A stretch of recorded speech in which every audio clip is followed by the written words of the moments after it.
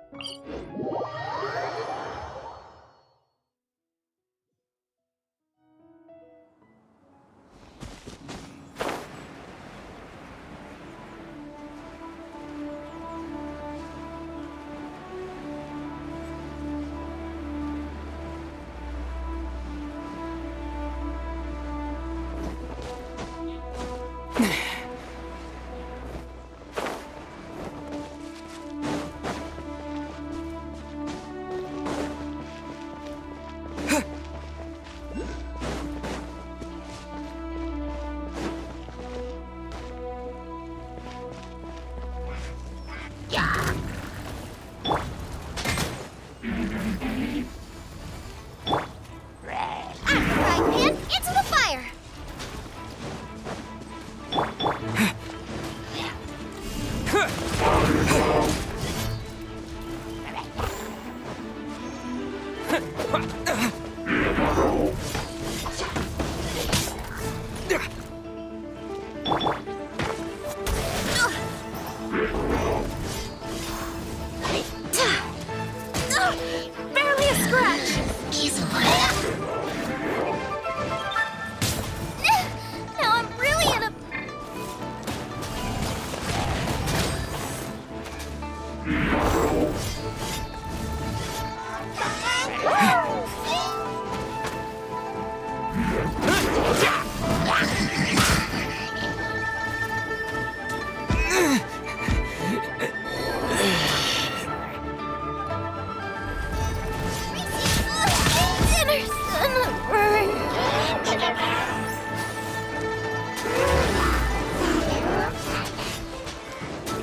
He, ha,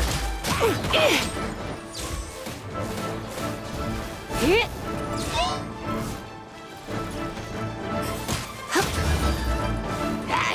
You're in for a little. Going out is tiring.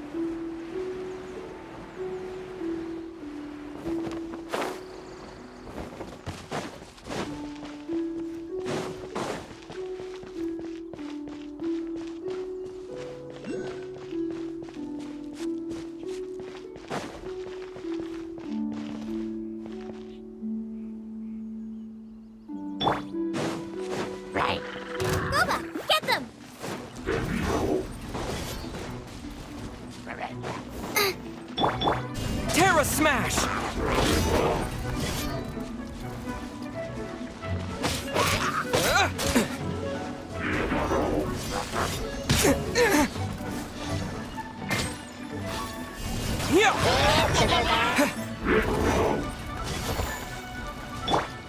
Out of the frying pan, into the fire!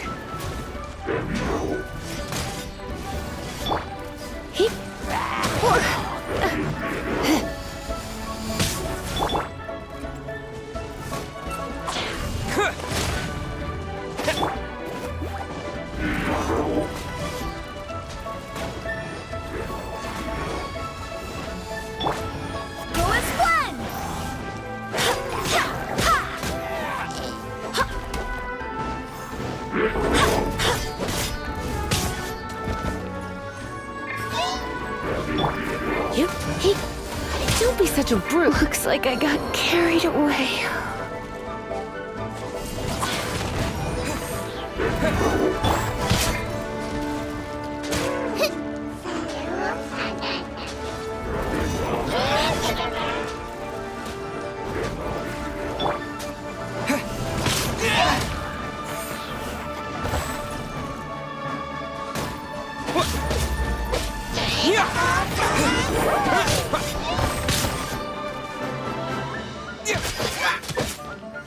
Terra Smash!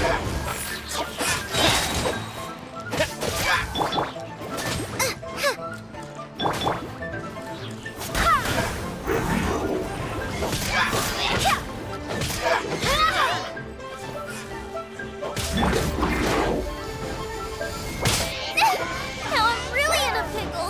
Boba, get them!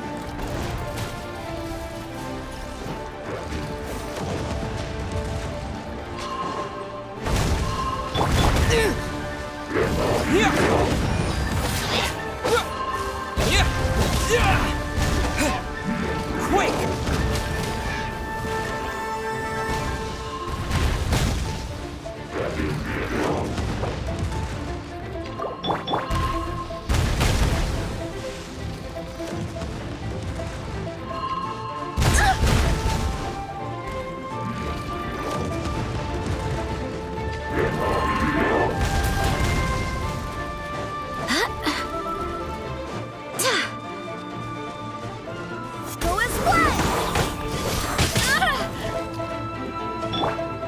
Terra Smash!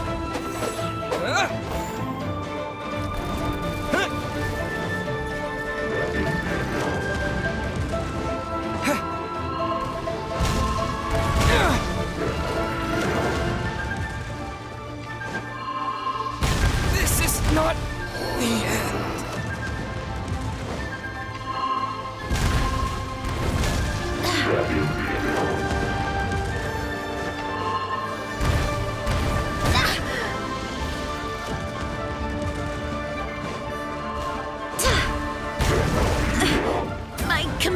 guards need me.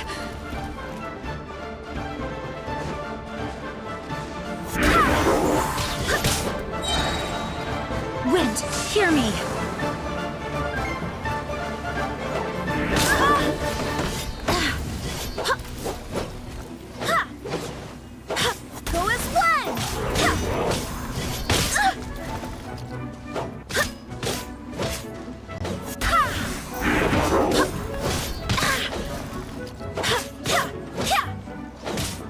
Go as one!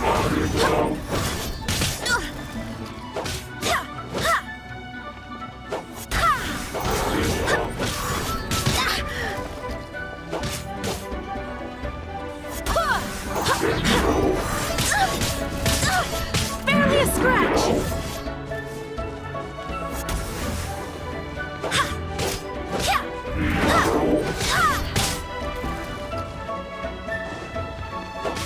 Go as one!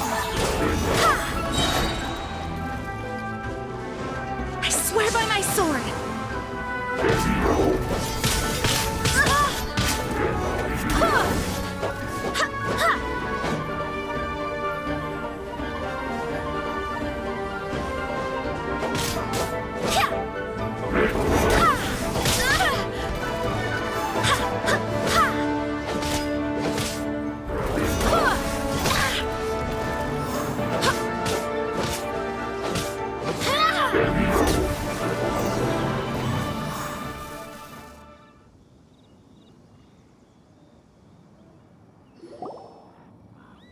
Wow!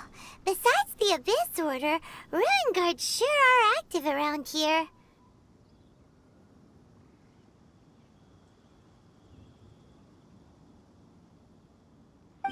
Seems wherever we find an Abyss Mage hideout, there's often a bunch of Ruin Guards roaming around too.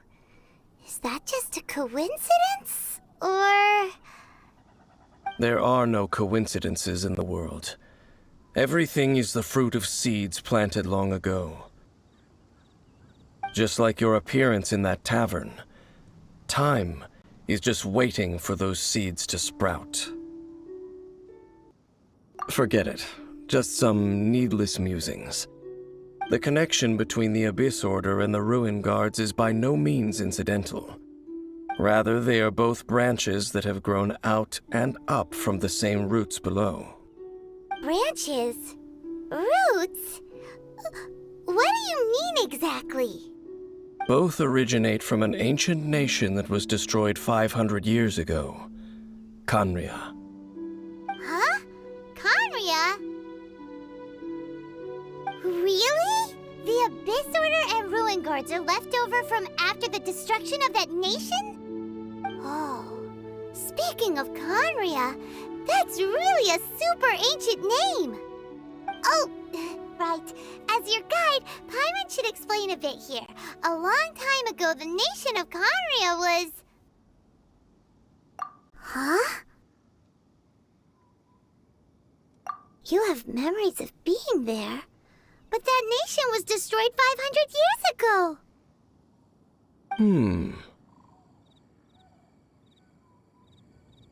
Is that so?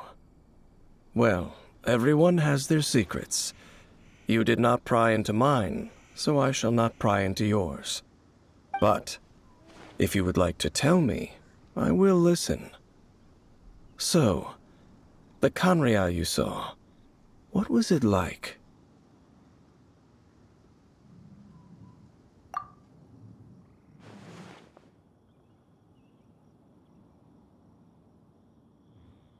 So that's the complete story, huh? Paimon thought that you ran into that unknown god first. I see. So your first memory after coming to this world was being awoken by your sister from within that meteorite. It seems your sister woke up first. But the question is, how long before you? And then your sister told you that the destruction of Khaenri'ah plunged the whole world into chaos, and that you two should leave this world called Teyvat? The destruction of Khaenri'ah? She said that?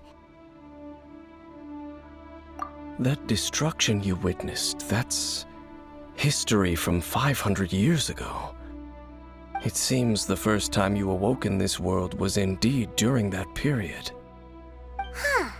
So your sister must have understood this world better than you did, because she woke up first. And it was shortly after that that you encountered an unknown god who blocked your path, so you couldn't escape. Oh, Paimon knows this part really well. I understand. When you awoke at that time and hurriedly tried to leave for another world, you didn't know anything about Khaenri'ah. But now, since you have come to gain some understanding of Teyvat, you are able to guess that the war you witnessed all those years ago must be the war that ended Khaenri'ah. Am I right? Ah, if that's the case, you must have been flipping through all sorts of books during our adventure these past few months. Before going to Mondstadt, you had just looked at some vague materials.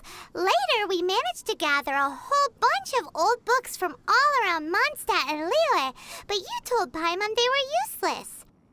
So, the whole time you were just trying to learn more about Khaenri'ah so you could find your sister?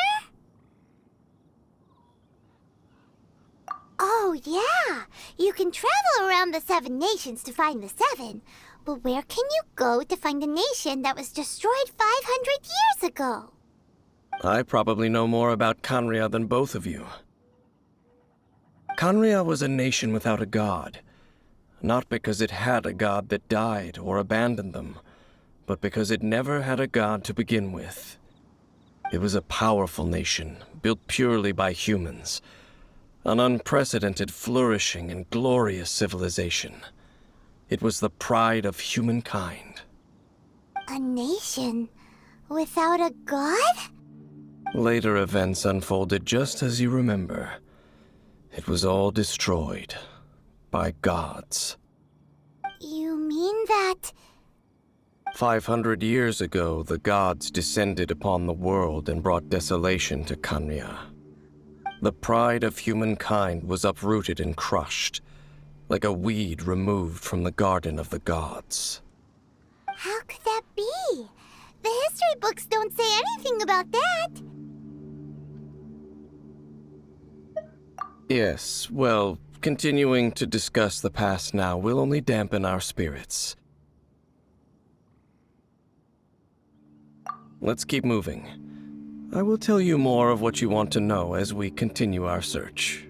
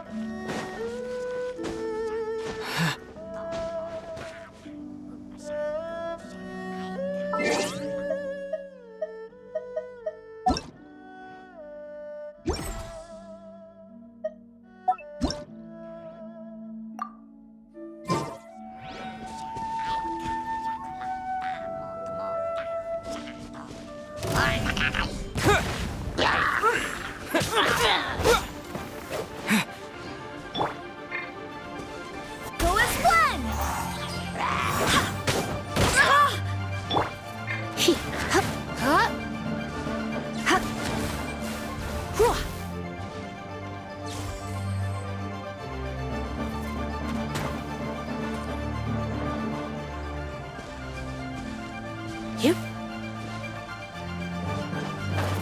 Here. Hup. Here. Hup. Heep.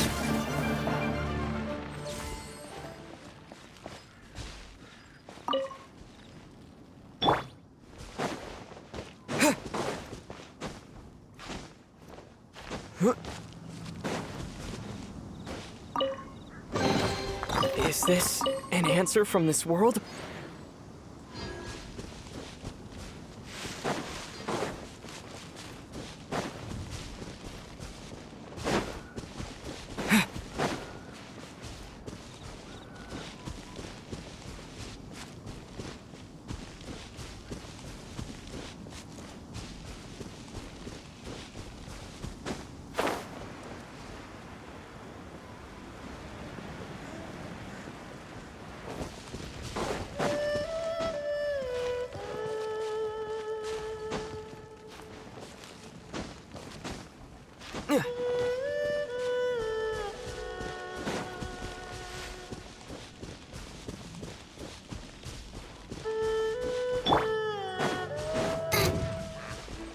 Race it out of the frying pan into the fire! Terra Smash!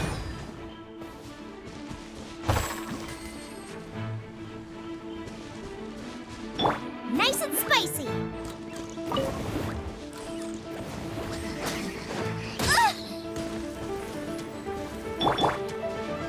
Yeah!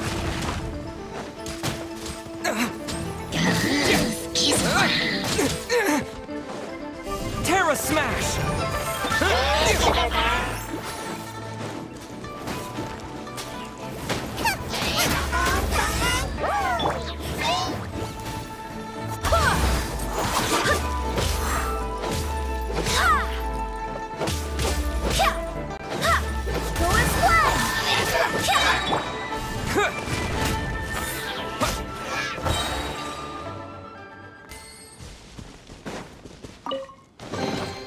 I'll keep this close.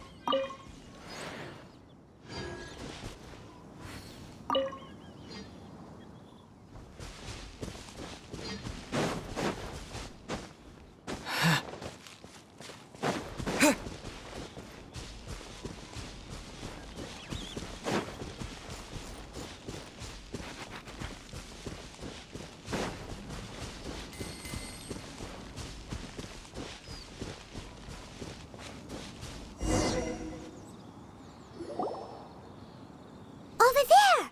It's more ruin guards and abyss mages. Dane was just saying how these ancient machines are from Conria. So, did Conria have a lot of ruins that needed to be guarded? No. Ruin Guard is the name modern people have given these machines. No one called them that 500 years ago. These Ruin Guards were known as Field Tillers by the people of Conria. Field tillers? What a strange name. It's not like you think. Field Tiller was just a code name. The people of Conria like to give code names to their weapons. The land is not to be tilled with farming tools, but rather is to be fought for with steel and blood. This is how the Field Tiller came about. Fought for with steel and blood? Well, that's an interesting way of understanding tilling. Paimon doesn't think it's a very positive interpretation. After the destruction of Conria, these masterless field tillers went completely out of control. They wandered aimlessly over the centuries, gradually spreading to every corner of Teyvat. Perhaps resonating with the sorrow of other civilizations lost to time, they found their way to various ruins across the land, where they lie dormant. Well, that sounds so sad. Once you understand more, those details won't mean much to you. But no matter their past, all that remains of them now is the danger they pose. So destroy them all.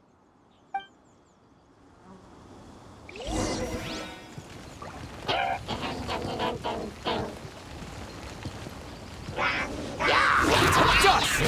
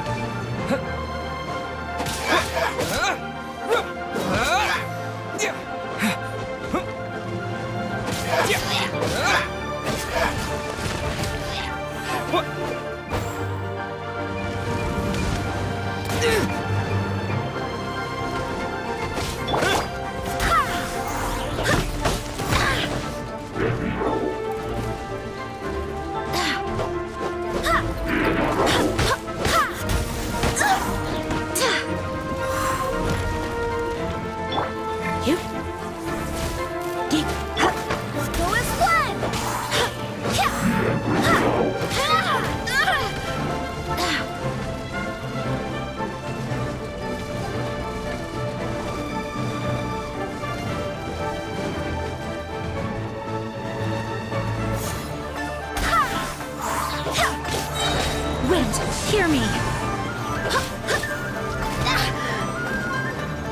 Go as one! Terra Smash!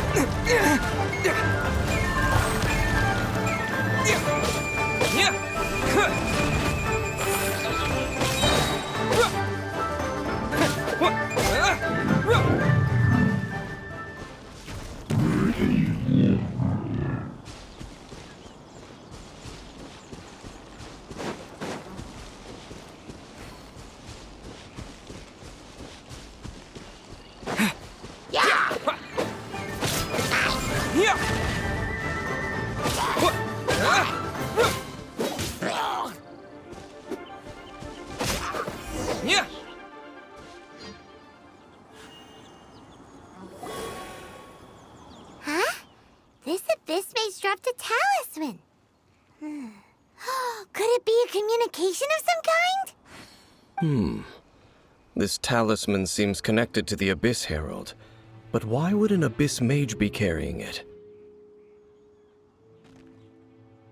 Perhaps it really does contain information about their operation. But Paimon can't read the writing on it. Is that the script of Conria? Engulf the faith of an enemy in flame, and bring glory to Her Highness the Princess. What? Is that what it says? Loom of Fate, initial operation. They, the Abyss, seem to be carrying out a large operation. The keyword here is Loom of Fate. It seems like they are still launching the operation, or rather, are still conducting preliminary tests. Loom of Fate? What's that? Is it literally a fate-weaving machine? From the horrible feeling Paimon's been getting, those eerie ruins are super likely to be related to this fate-weaving operation. So, Dane, what message does this talisman contain? I'm reading it now. An ambitious operation. But some parts are difficult to understand. How so? In short, the first phase of the plan is related to Osile, Overlord of the Vortex. The Overlord of the Vortex? You mean that god in the ocean?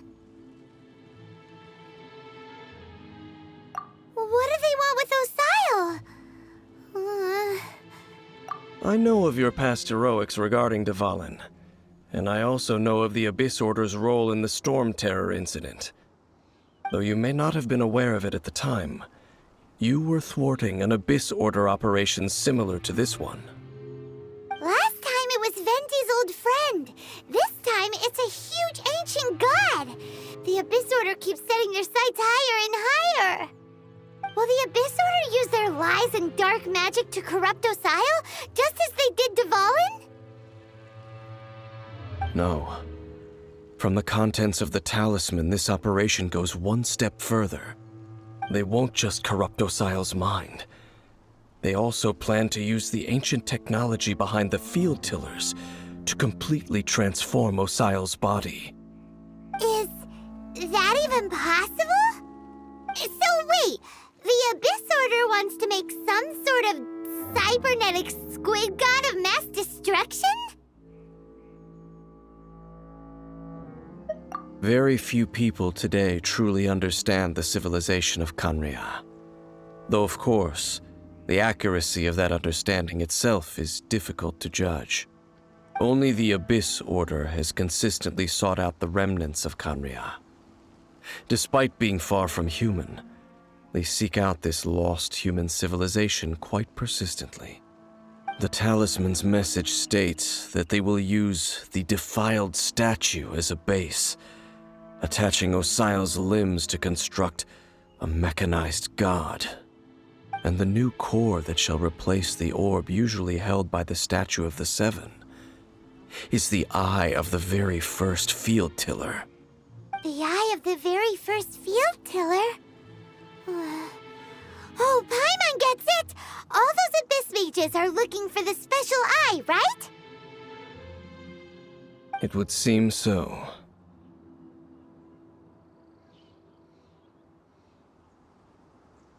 This whole thing keeps getting more complicated.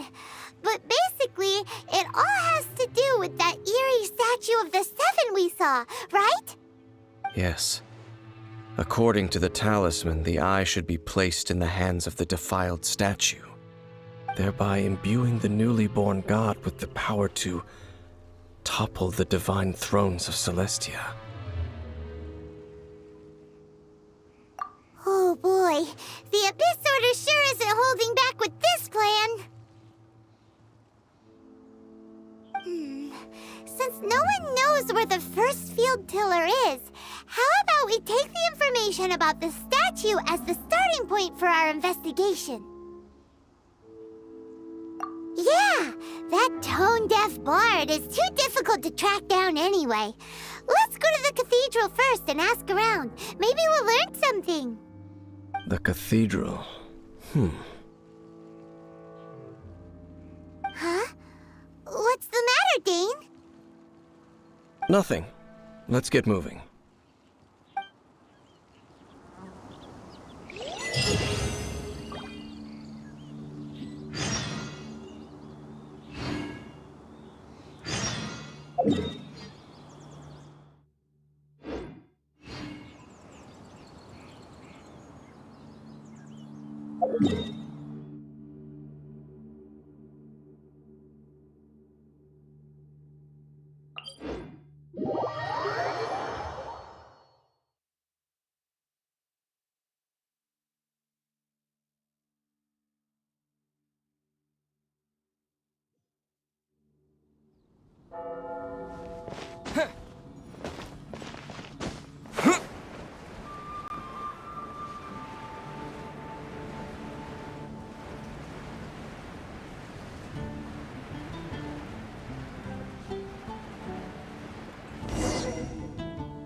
A huge statue, a grandiose cathedral. The people of Mondstadt clearly spent a great deal of resources and energy to construct them. But how aware of this was the Animo Archon on receiving this gift? And how much did he give back in return? Faith doesn't ask for anything in return, though, does it? As long as the gods have a clear conscience about it all, there's nothing I can say about it. Shh! We're about to enter the cathedral! Don't say anything bad about the Animo Archon! And actually, the Animo Archon is... never mind! I never specifically said I would enter the cathedral. I'll leave you two to mingle with the sisters. Huh? You are the honorary knight of Mondstadt. They will surely allow you to poke into these affairs with their utmost trust. Having me tag along would only make them suspicious.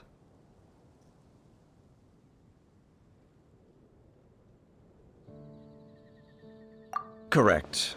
And just as our little friend said, I might say something bad about the church at any time. When a non-believer steps onto holy ground, the result is never pretty. I have never received the favor of the gods in the past. I don't see any reason I would need it now, or in the future either. That's enough about that.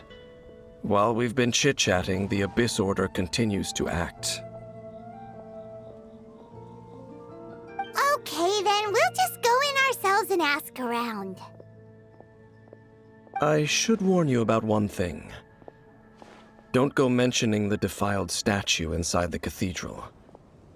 The Church of Favonius wouldn't ignore the matter of the statue, but if they rashly tried anything against the Abyss Order, it would only ruin whatever element of surprise we may have. Also, meddling in the affairs of the Abyss usually doesn't end well for anyone.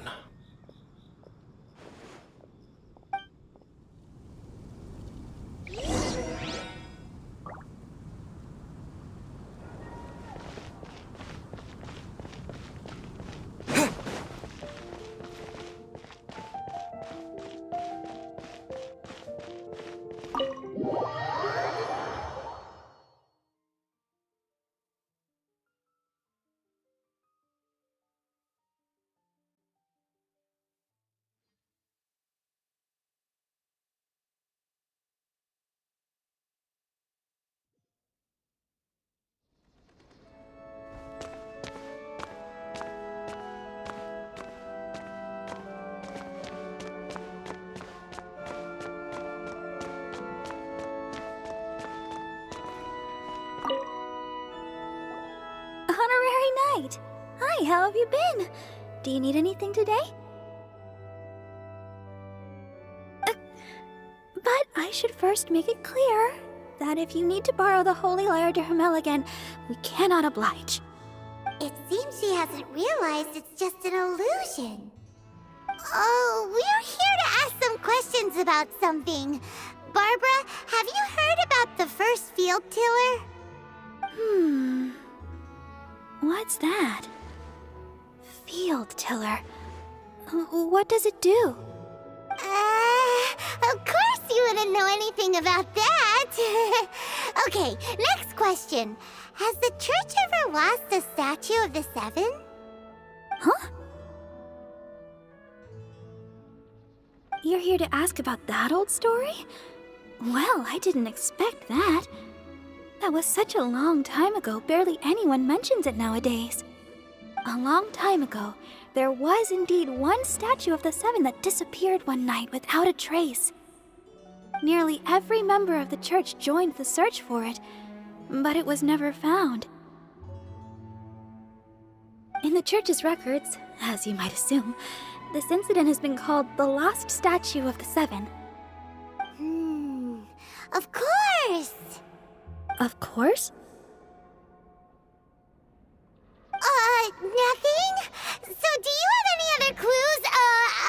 Paimon means any other strange stories? Sorry, Barbara, but we can't tell you about the statue we saw just yet. Like Dane said outside, it's for your own good. Other strange stories? I'm not sure. Let me think about what other unusual incidents are in the church's records. Oh, the Tyrant's Final Fury? No, that's from another time. Probably unrelated. The Tyrant's Final Fury? Oh, this refers to a time of great danger that engulfed Old Mondstadt, the place now known as Storm Terror's lair. Many, many years ago, there was a time when balls of fire would rain from the sky whenever anyone approached Old Mondstadt. Balls of fire raining from the sky? How terrifying! People at that time believed it was a curse laid down by the god of storms, so they referred to it as the Tyrant's Final Fury. This strange phenomenon continued for about a year. No one was ever able to solve it. It just gradually ceased on its own. Right. Later, the theory of the tyrant's final fury became less probable in the eyes of the church. Common reasoning dictates that the god of storms wouldn't shoot fireballs. Perhaps it was something else that caused the disaster. Anyway, this incident might not be related to the lost statue of the Seven, but I just can't think of any other strange incidents that might be. It's okay. Thanks anyway. There's that pointless word, thank you, again. I can never get used to hearing it. Oh, Rosaria, it's you. If you're looking for the Knights of Favonius, they're busy with those monsters again. Those monsters? Those monsters that tried to attack Mondstadt last time during the Storm Terror incident? Wasn't that the Abyss Order? They're at it again? Indeed. They're gathering in Wolvendom, causing great unrest among the wolves. Could it be that the Abyss Order is targeting the spirit of Lupus Boreas? As for what purpose, I can't say for certain. Master Jean has already headed off to Wolvendom. I must also begin to make a move myself. Then I will go as well. Master Jean said you should stay at the church and continue your work with the clergy. But you're also a member of the clergy. Right. We'll go give Master Jean a hand. Oh, okay. If the honorary knight will be there, then... But please, everyone, be careful. May the Animal Archon protect you all.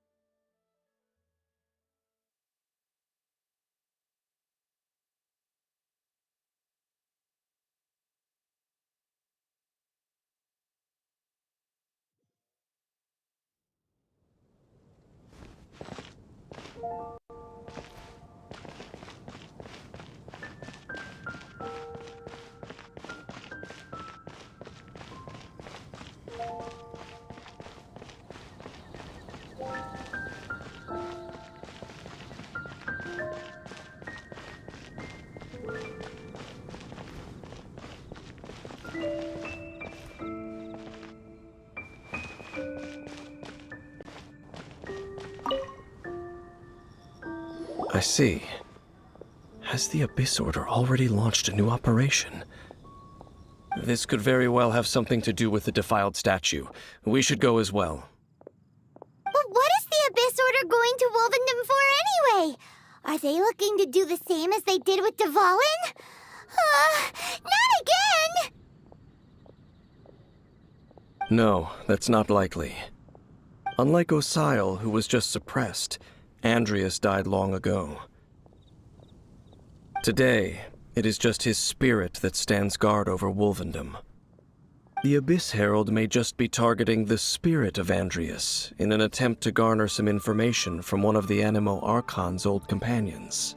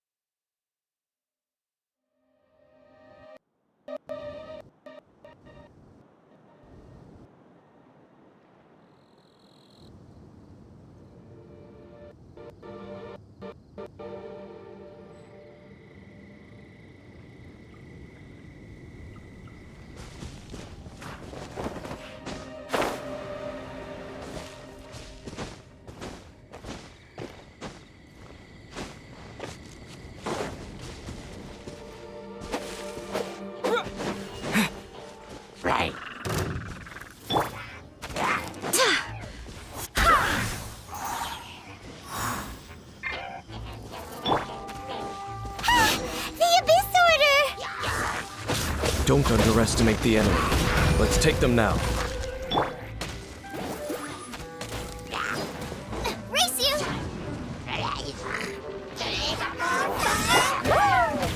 Go as one!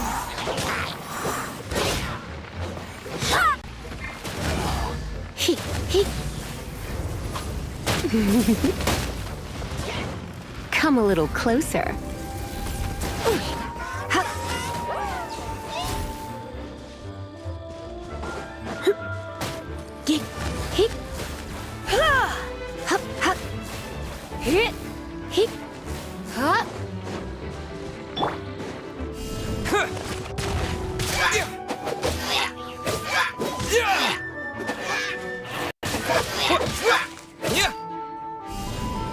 Terra Smash!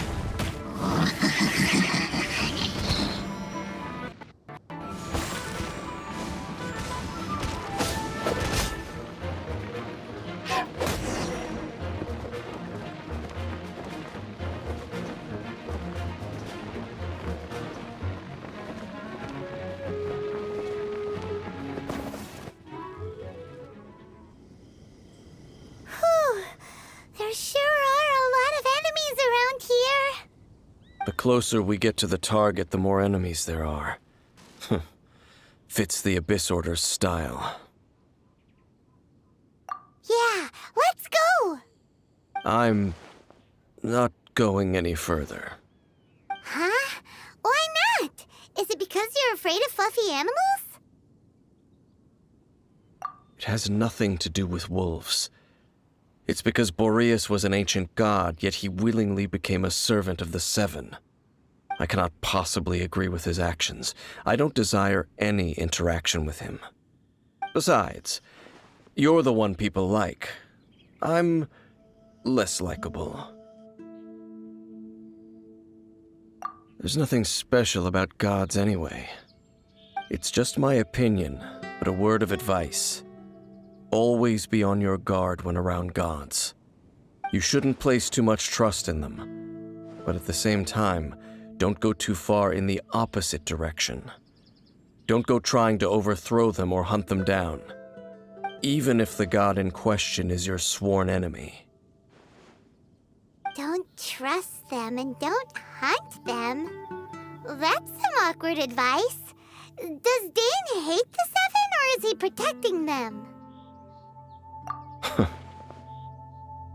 Lest I repeat the failings of my forebears, I will tell you one final fact. Huh? What fact? The destruction of the nation of Canria by the gods is the reason the Abyss Order now seeks to destroy the nations watched over by the Seven. Well, enough chit-chat. We should get back to business. I will go take care of the remaining Abyss Order members in the area. Try and keep your visit with Boreas brief. Afterward, let's meet at the entrance to Wolvendom. Up, there he goes. What a strange man. Yeah, that's true. You also keep your guard up against unfamiliar gods. At the Rite of Dissension in Liyue, your decision was very similar to what Dane would do. Not the easiest situation. Honorary Knight, Paimon, what are you two doing here? Oh, Master Jean! So glad we found you. Rosaria told us that you came here to fight the Abyss Order, so we came to help. Then your help is greatly appreciated. The Abyss Order's sudden offensive is very strange. They have surrounded Wolvendom. I am preparing to send out some knights to fight back. I just scouted out all of Wolvendom, but I did not see you. Rosaria told me that the Abyss Order is going after Boreas. But the Abyss Order and Boreas... what is the connection between them? They just like to cause trouble. Do they really need a reason? The Abyss Order already went after Dvalin. It's not too surprising that they would also go after another one of the Animal Archon's buddies. That is true. Regardless, whether the reason behind the present threat is clear or not, I will handle the situation. Honorary Knight, please go and check if Lupus Boreas is in any danger. This god's spirit... He does not often see people, but I hear that you have met him before. Maybe it is best that you are also the one to meet him this time. Okay, be careful. Thank you for your help, Honorary Knight of Favonius.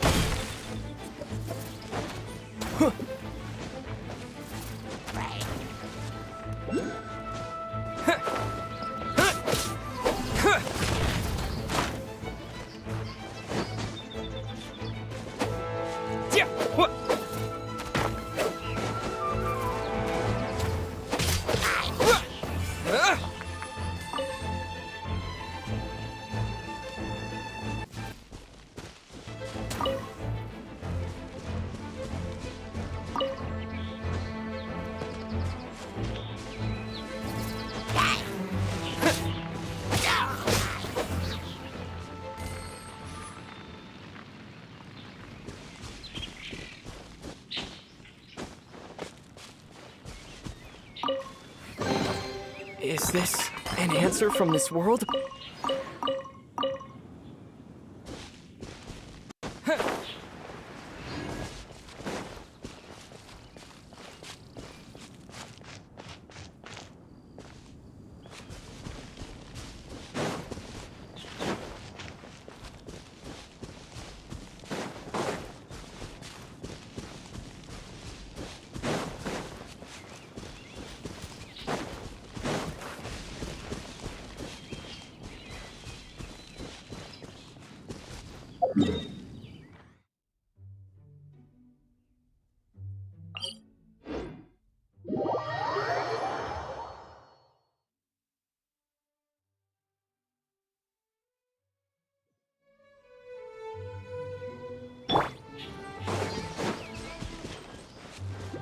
Out of the frying pan, into the fire!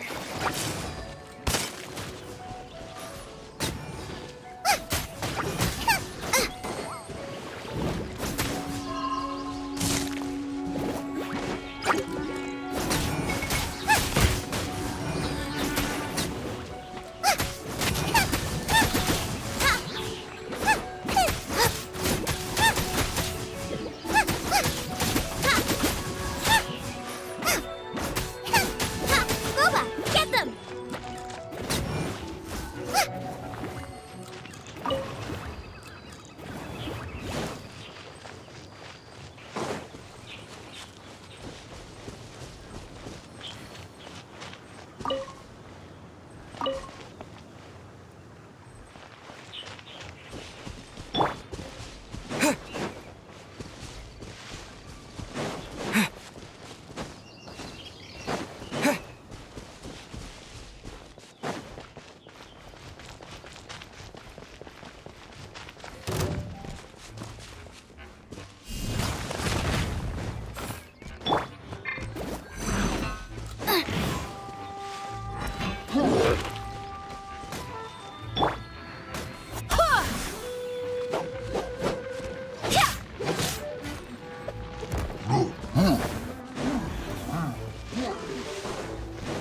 Go as one!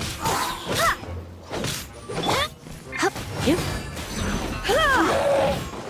He. Here. Here.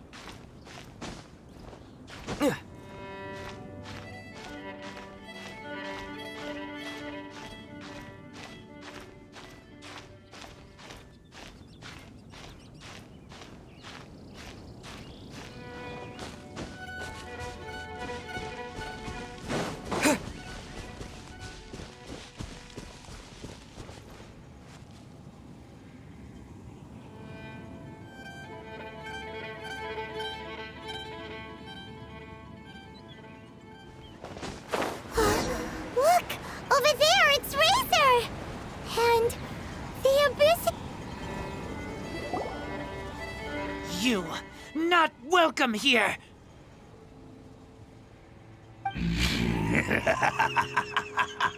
So, the wolf's wretched spirit likes to raise wild pups now. You claim to be a guardian, yet your once sharp claws have clearly dulled since your days of godly glory. If you serve us, we can restore your divine powers you once held in the past. Lies. Lies. What the heck is this ceremony? He looks like he's in a lot of pain. Oh no! Is this the same thing they did to corrupt Dvalin's mind? Wolves never surrender! But this can't go on. No matter how many times you resist us, your efforts are all in vain.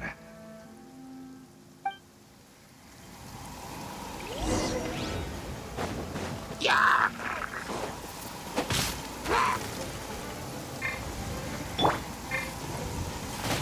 Here!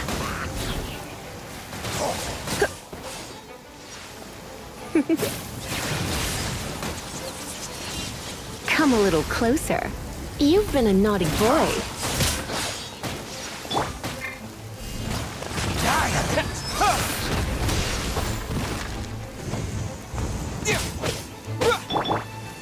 Hit, ha, hit. Surrender and I'll be gentle.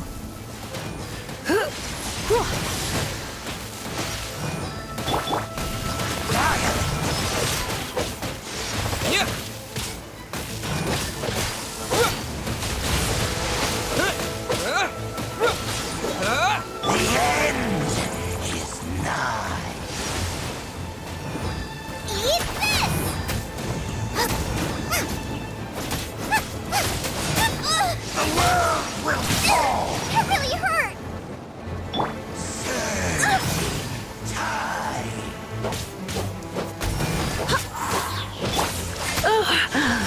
My.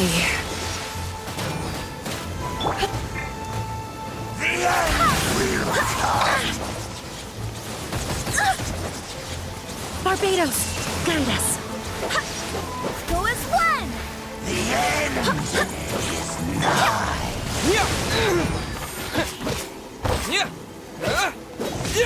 Out of the frying pan, into the fire! Surging tide.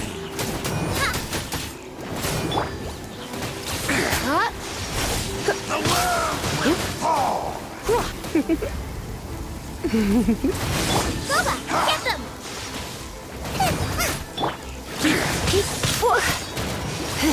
The world will fall.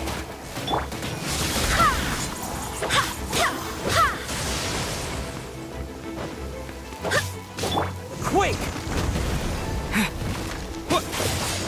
The world Out of the will frying fall. pan, into the fire! Come a little closer. Blitz. The end will burn.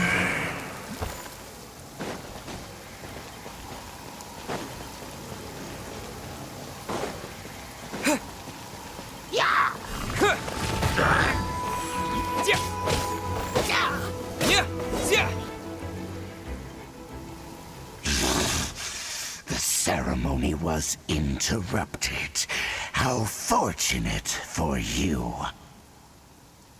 How does an old spirit have such determined will?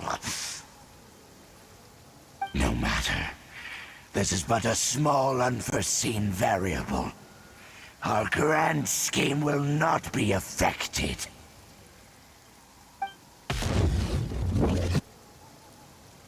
It disappeared again!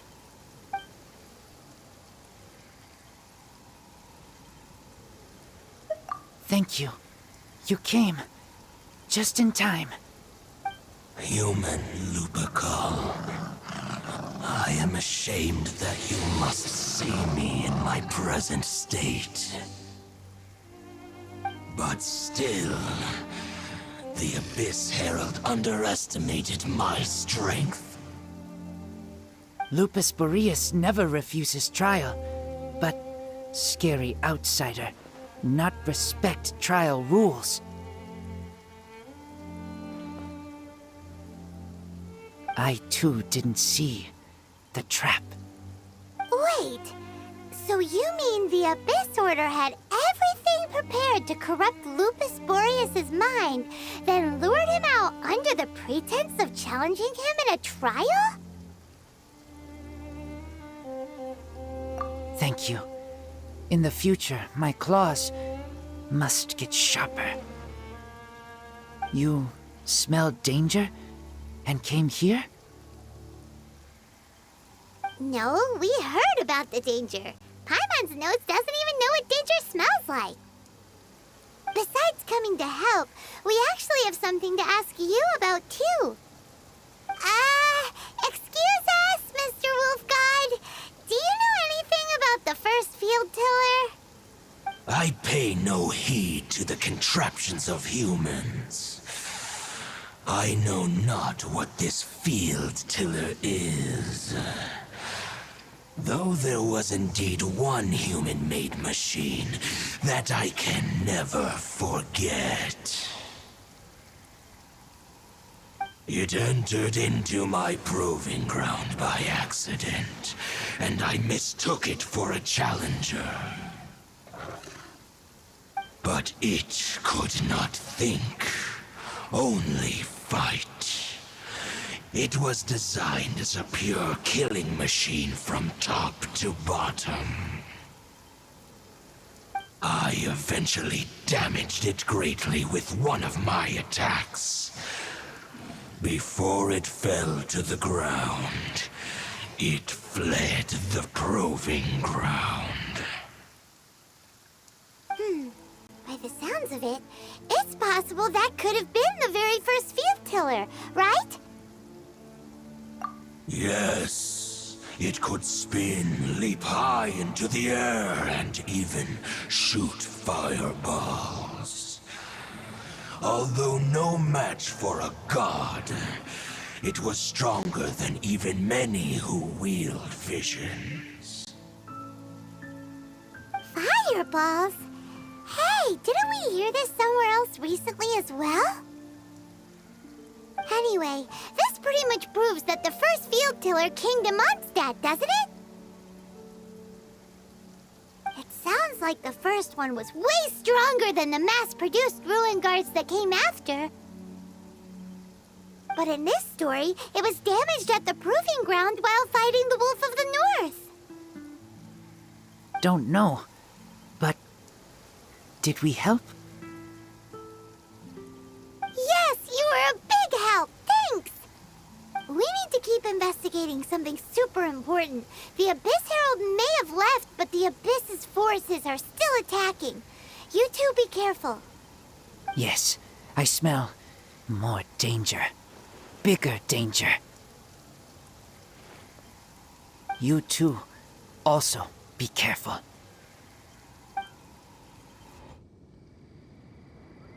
Well, that was some good intel. Quick, let's go tell Dane.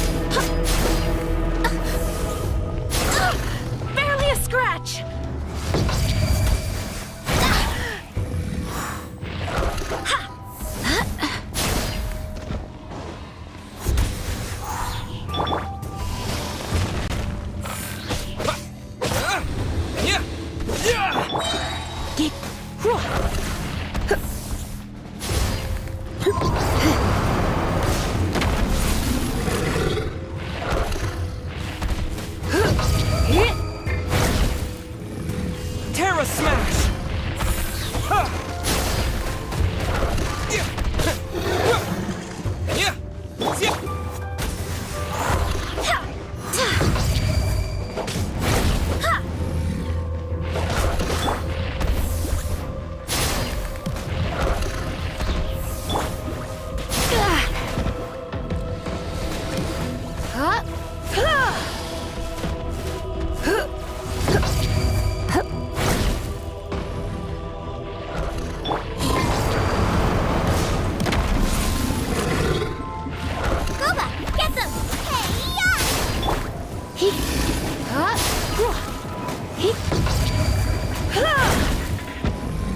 Let's spark things up a little.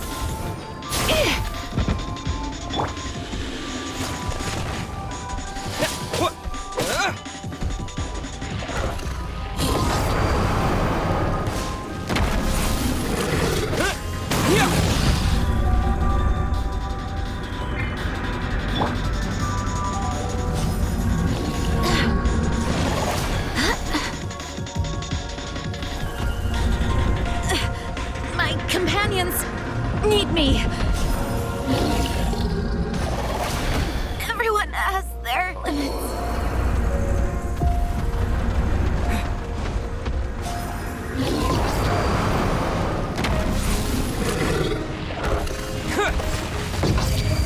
Out of the front!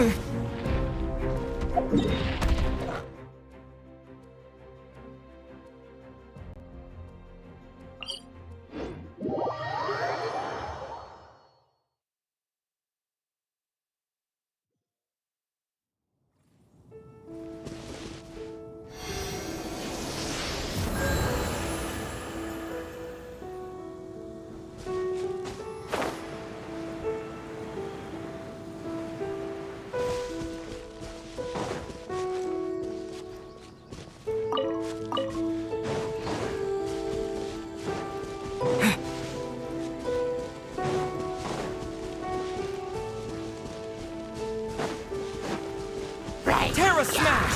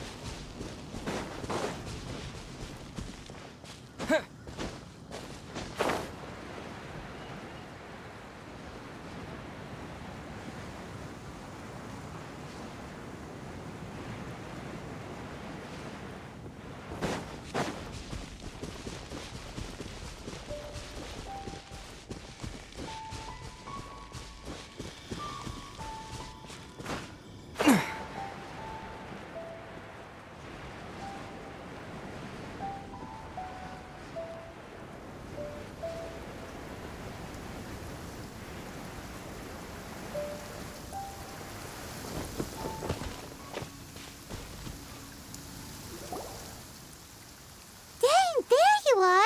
Did you see Master Jean? I saw her, but purposely avoided her.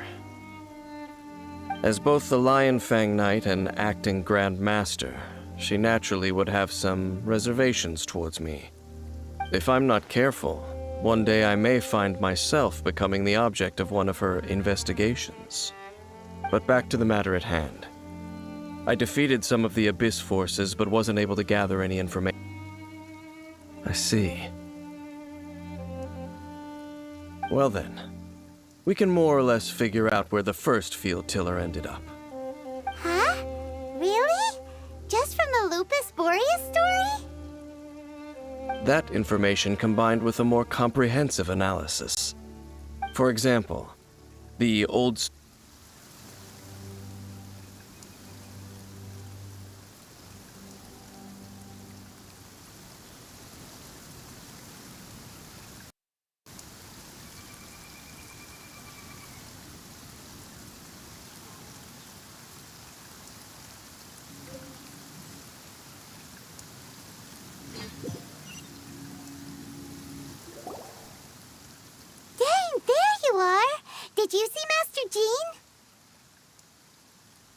I saw her but purposely avoided her. As both the Lion Fang Knight and acting Grand Master, she naturally would have some reservations towards me. If I'm not careful, one day I may find myself becoming the object of one of her investigations. But back to the matter at hand. I defeated some of the Abyss forces but wasn't able to gather any information. Did you have more success?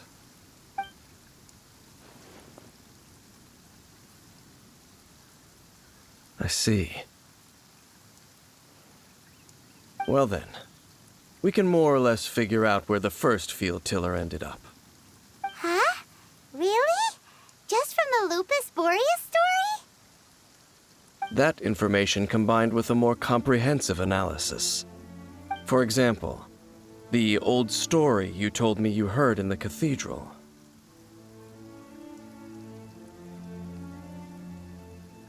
Exactly. The strange story told to you by that young sister, long mistaken to be a curse rained down by a deceased tyrant. Ah, Paimon gets it! So the tyrant's final fury was really just missiles fired from the field tiller after it ran from Wolvendom. After it was damaged in the fight with the Wolf of the North, it must have wandered into the ruins of Old Mondstadt and stayed there. Then, whenever anyone got close, pew, pew, boom! It would fire a ton of missiles at them, until one day it finally broke down for good, and the fireballs stopped raining from the sky. Back then, the people of Mondstadt hadn't seen many ruin guards before, so they came to interpret it as the tyrant's final fury. It looks like we need to make a trip to Storm Terror's lair and comb the entire area. What do you mean? Huh? You mean... Oh, Paimon remembers too! We saw that abandoned ruin guard sitting atop the tower when we went there before. Can't forget something like that.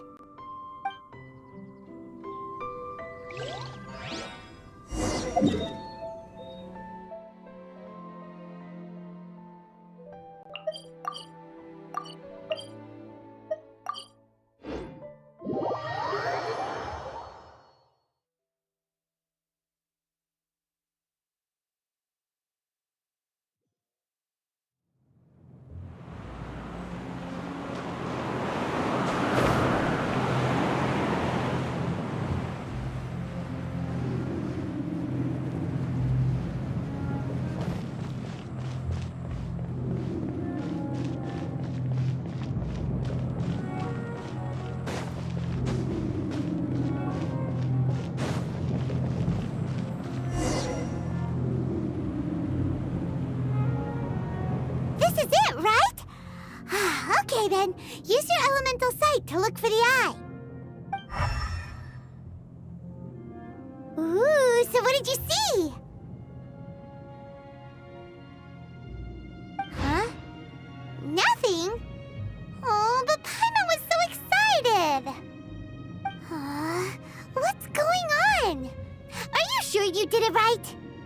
This requires another method. Using elemental sight on a field tiller is of no use because it is not powered by the elements. Let me give it a try.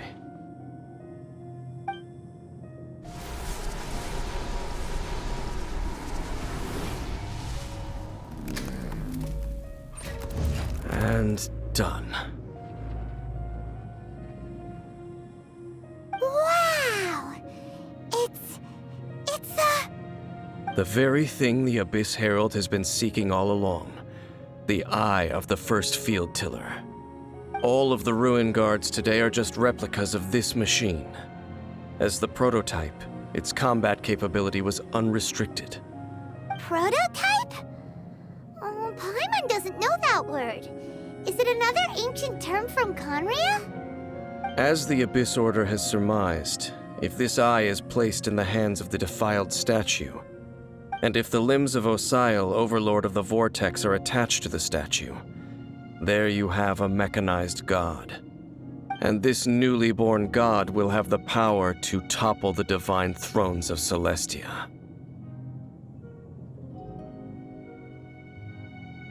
Yes. Then, what should we do with this eye? No. I'll guard it myself. Huh? You? Dane? You won't go and do anything crazy with it, will you? You may doubt me if you wish, but I must ensure it does not fall into the wrong hands. No matter where we may hide it, they will find it. And as for the Church of Favonius, well, you know I don't trust them. Oh, right. But our work isn't done yet. To avoid any further repercussions, we must also take care of that defiled statue. We can't have the church get involved. Let's handle it ourselves. As for what I mean by take care of it, naturally I mean to completely destroy it. Destroy it? That's a statue of the Seven! As well as being a really important cultural relic, they're actually divine too! Well, good thing we didn't tell Barbara earlier. Otherwise she'd be going completely bonkers right now! Do the Seven really expect me to help them look after what belongs to them? Let's go back to those ruins and destroy the inverted statue. If we are lucky, we will also run into that Abyss Herald. I'll make sure it doesn't get away this time.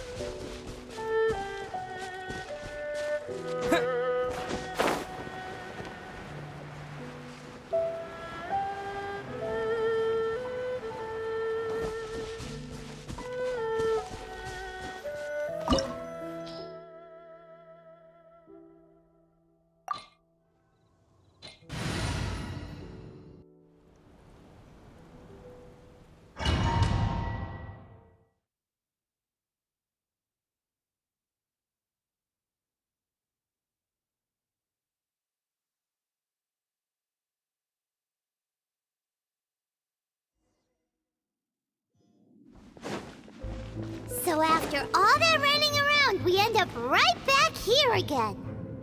Look at us. We barely escaped this place last time, and now we're strolling right back in. Gee, surely we must be some of the bravest adventurers in all of Teyvat. That or the stupidest. To get to that creepy statue, we just need to follow the path we used to escape last time. That should take us right to it. Yep, that'll work. Let's go!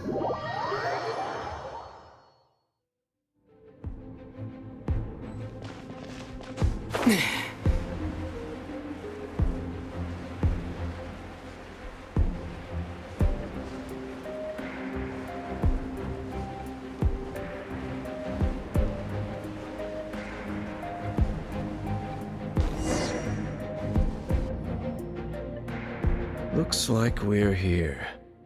An eerie, lifeless, dark chamber. I understand the evil aura you were describing earlier.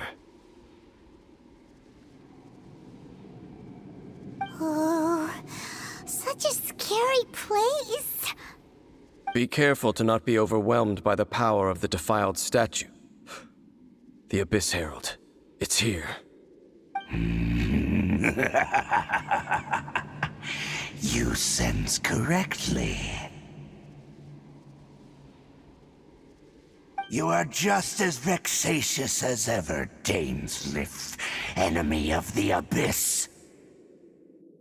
I sense your soul is stained by terrible bloodshed, perhaps from your darkest nightmares, unless... Oh, and something far more dangerous. You reek of a corruption familiar to me. Then we are the same. We're both dangerous. But dangers from outside of the Abyss Order must be caught and caged. It is your words that forever reek of corruption. Time to silence you! Bow before the Abyss!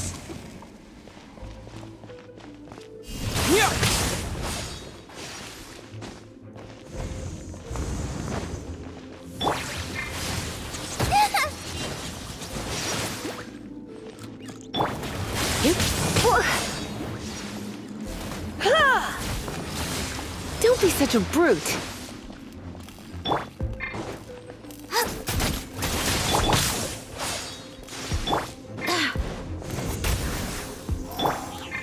Boba, get them!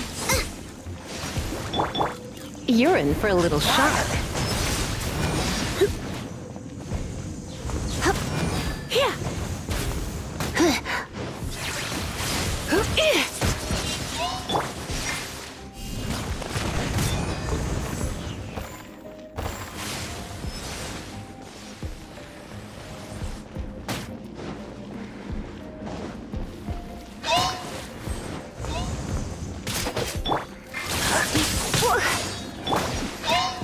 Nice and spicy.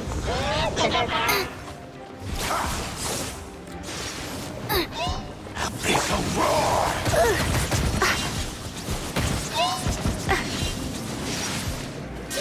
I knew I should have stayed home.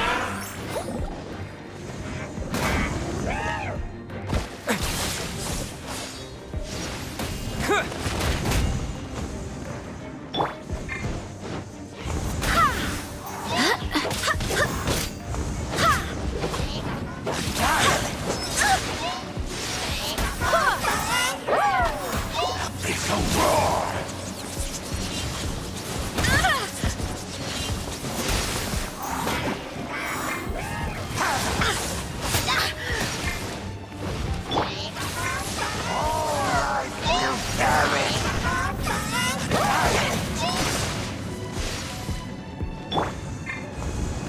Out of the frying pan.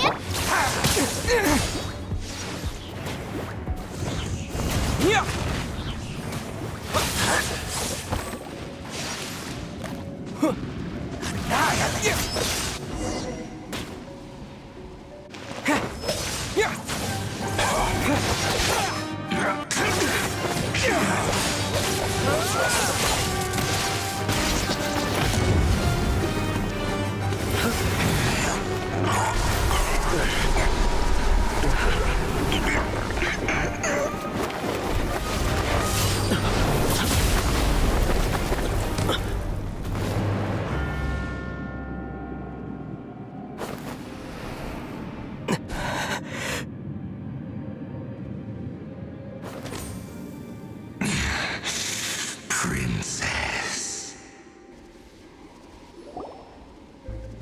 Hey! Could that be? Ether.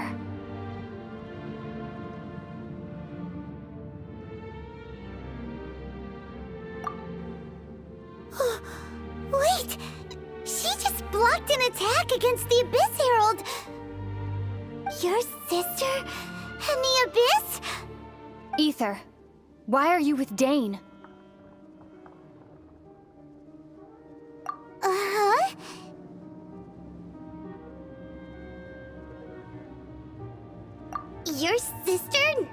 knows Dane?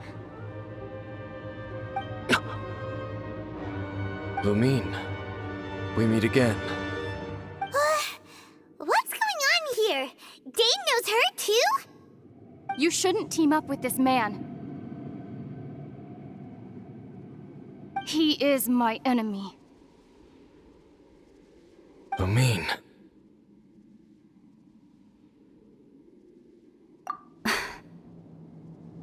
But it must be said. Don't try to stop me. Don't try to stop the Abyss. That man, Dainsleif, was the Twilight Sword, one of the royal guards of the final dynasty of Conria. 500 years ago, he failed to prevent the destruction of Conria. A curse of immortality was laid upon him to forever wander the wilderness, while he watched the people he was supposed to protect turn into monsters of the Abyss. You're saying Dane is from Conria? The same Conria that was destroyed 500 years ago? And you said the people turned into monsters? You're trying to tell Paimon that the Abyss Order is not only related to Conria, but is actually the people of Conria themselves? And the whole thing about Dane being your enemy... Paimon's so confused. Home. Yes, of course. Home is wherever we are together. But I cannot go with you to the next world to find a new home. At least, not yet. Until the Abyss has engulfed the thrones, my war with destiny will see no end. Listen to me, Ether. I have already traveled through this world once. Once you reach the end of your journey as I did, you will see for yourself the true nature of this world.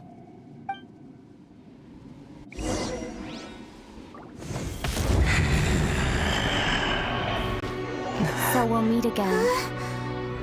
Though we need not rush, brother. I have more than enough time to wait for you.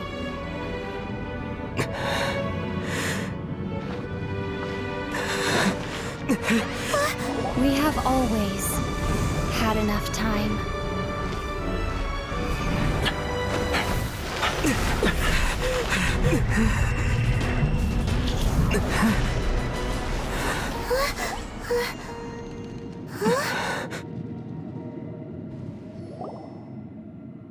They left. Oh, don't be too sad. We'll find them again. Look on the bright side. At least we got some really useful information. Really? You sure? At least now, as well as the Seven, Dane is also a key part of finding your sibling too, right? That's right! By the way, what they said just now is all pretty confusing. Did you understand it at all? Oh, well then, let's go over it again.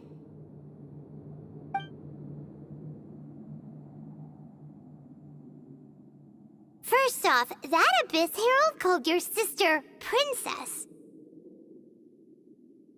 It seems like your sister is leading the Abyss Order. Even the Abyss Herald answers to her. Still, we don't know for sure if she's the highest-ranking leader in the organization. Also, your sister said that she wants to engulf the thrones and go to war with destiny. What the heck does that mean? Could it be that she wants to destroy the Seven and the Seven Nations? Next thing, turns out the Abyss Order monsters are really what the people of Conria turned into after their nation was destroyed. This story is just plain terrifying. And Dane is from Conria too. He witnessed its destruction 500 years ago. But he didn't turn into a monster. And now he's fighting the Abyss Order. So that's why your sister said that Dane is her enemy, right? But If the monsters of the Abyss are the same people that Dane protected all those years ago, then why is he enemies with the Abyss Order now? Also, how come, after all this time we spent searching for your sister, it turns out she's on the side of the Abyss?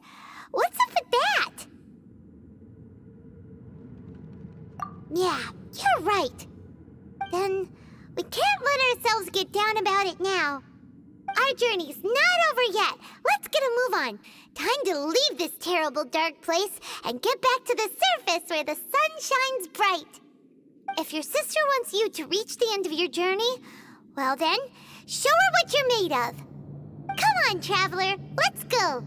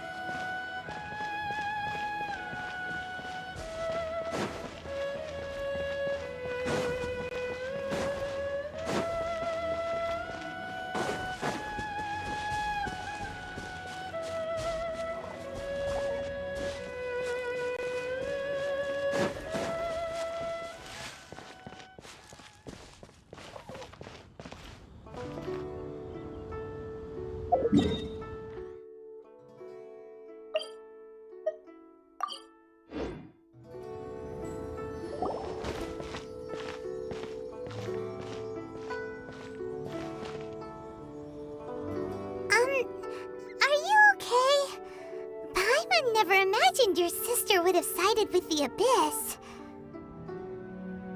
Well, keep your chin up. Paimon believes in both of you. And when the going gets tough, the tough get going. Right? She said we needed to reach the end of our journey. Paimon bets she still has lots more to tell us. And we won't find out what this journey is or where it will end unless we keep going. Aw, don't mention it, partner. Travel buddies are supposed to look out for one another. Although, where should we go next? If we want to continue with the journey...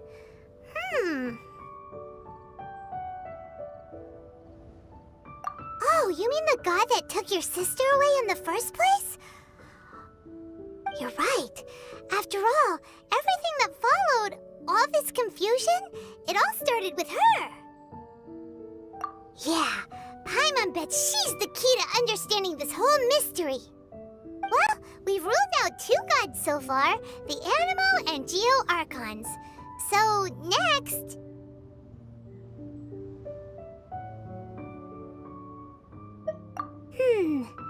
Paimon doesn't think we can simply walk into Inazuma. Zhongli said it was a closed nation. We'll have to find some other way in. Why don't we ask someone from Inazuma how to gain entrance?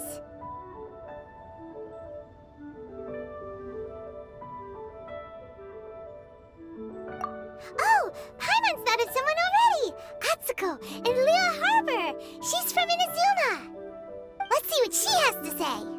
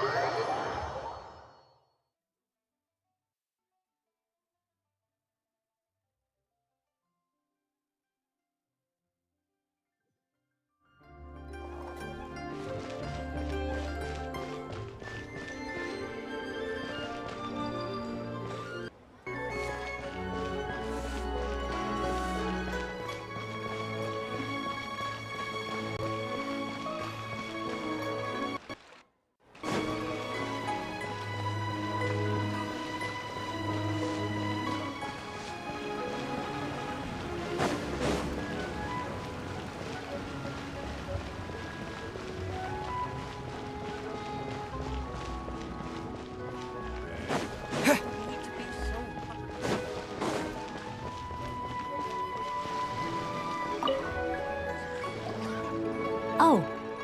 Hello. Oh, I mean good fortune, right? I'm still learning to talk like a local. Is there anything I can help you with? We wanted to ask, how do we get into Inazuma? Oh, so that's why you're here. Well, there is a way, Great! We came to the right person! but the chance of success is incredibly small. Huh. Incredibly small? Then how did you get out of Inazuma in the first place? It was in leaving Inazuma that I found out just how dangerous this method truly was. All I had to rely on was a little wooden raft that I'd put together myself. There was a storm raging ahead of me, and my pursuers were close on my tail. After I'd escaped their clutches, I floated on the open ocean for I don't know how many days. My rations and freshwater supply soon ran out, and I remember getting to the point where I was sure I'd reached the end. Then, I blacked out. But, to my surprise, my journey didn't end there. Or to put it another way, a new beginning found me.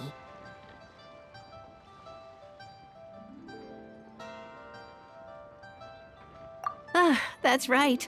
I escaped by the skin of my teeth. The fact that I'm even alive to tell the tale must be a sign that the gods were watching over me. What a horrible journey! And you set off knowing how dangerous it was? Why? Well, because everything is just too restrictive over there. The atmosphere is so stifling.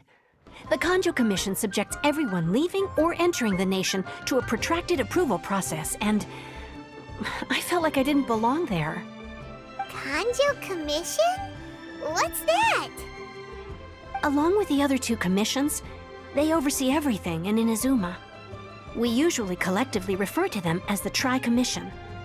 I suppose they're equivalent to the 8 trades under the Liyue Chising. One of the obligations of the Kanjo Commission is to conduct rigorous identity checks on all individuals leaving or entering Inazuma. All non-nationals are processed centrally on Rito upon arrival.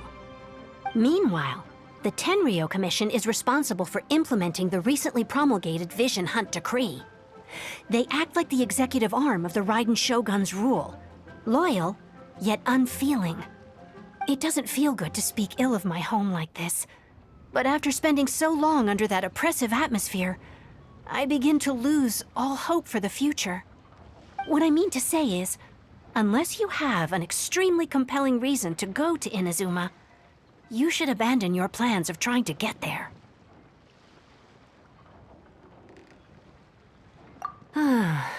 You should know that the sea around Inazuma is engulfed in a perpetual tempest of wind and rain. Supposing you survived that, you would still need to get past the samurai guards that enforce the Sakoku Decree, the closed nation policy of Inazuma. And even if you did manage to find a way, you'd still have to produce the necessary documentation at the Rito Center for processing Outlanders. Otherwise, you'd be kicked out immediately. Seems like they really don't want anyone setting foot in Inazuma, huh? They only set that up as a port to guarantee a supply of goods and information to the island. Most Outlanders would be unable to acquire the documentation needed. But if you really are set on going, there is one thing you could try. The raft idea sounds a little on the dangerous side. Plus, Paimon would definitely get seasick. That's not what I meant. You could ask someone from the Crux Fleet if they have some way of getting you to Inazuma. They're well known in Liyue. Voyaging far and wide has made them a well-traveled group with a wide range of experiences. They may just know how to break through the storm. But it's an armed fleet, right? Why would they agree to a request like this? That part is up to you. If you're able to persuade their captain, Beidou, then the hardest part will be out of the way. The Alcor is the flagship of the Crux Fleet. I heard that it's currently anchored by Guyunstone Forest on a supply run. This might be your best chance. Then there's no time to lose. Let's go find Captain Beidou.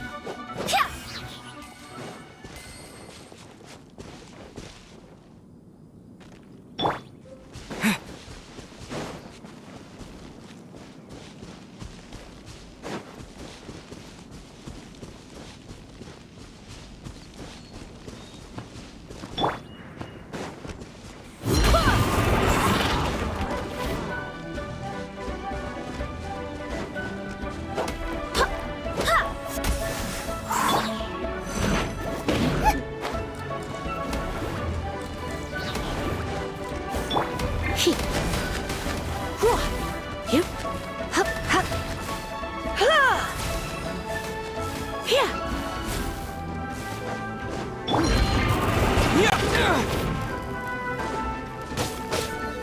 Quake! Yeah!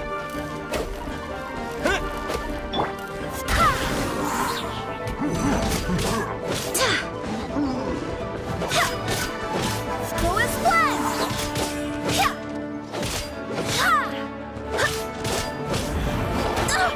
Barely a scratch.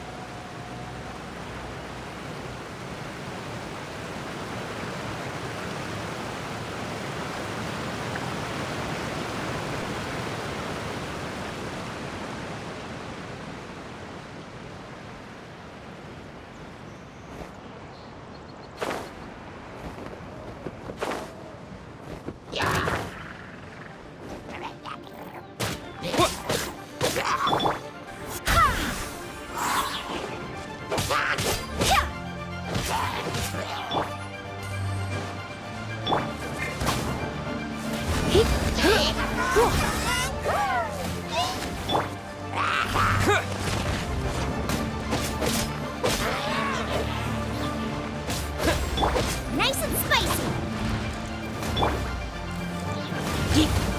Come a little closer.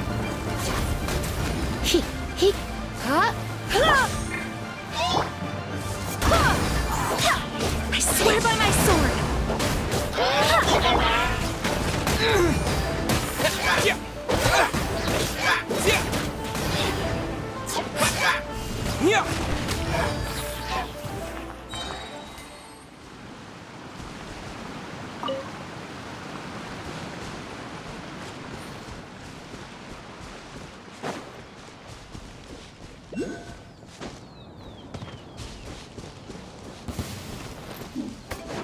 Direct assault! Terra smash!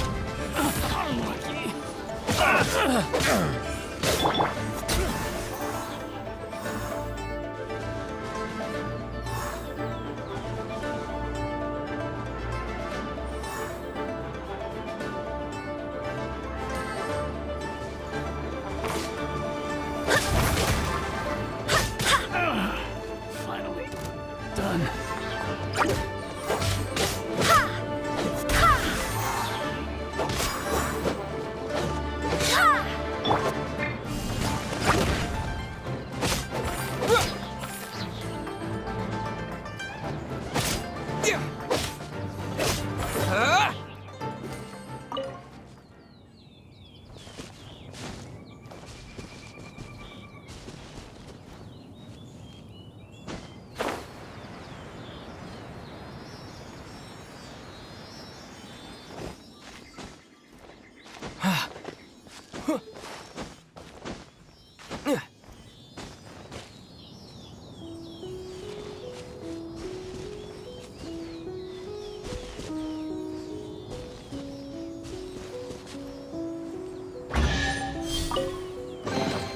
Is this an answer from this world?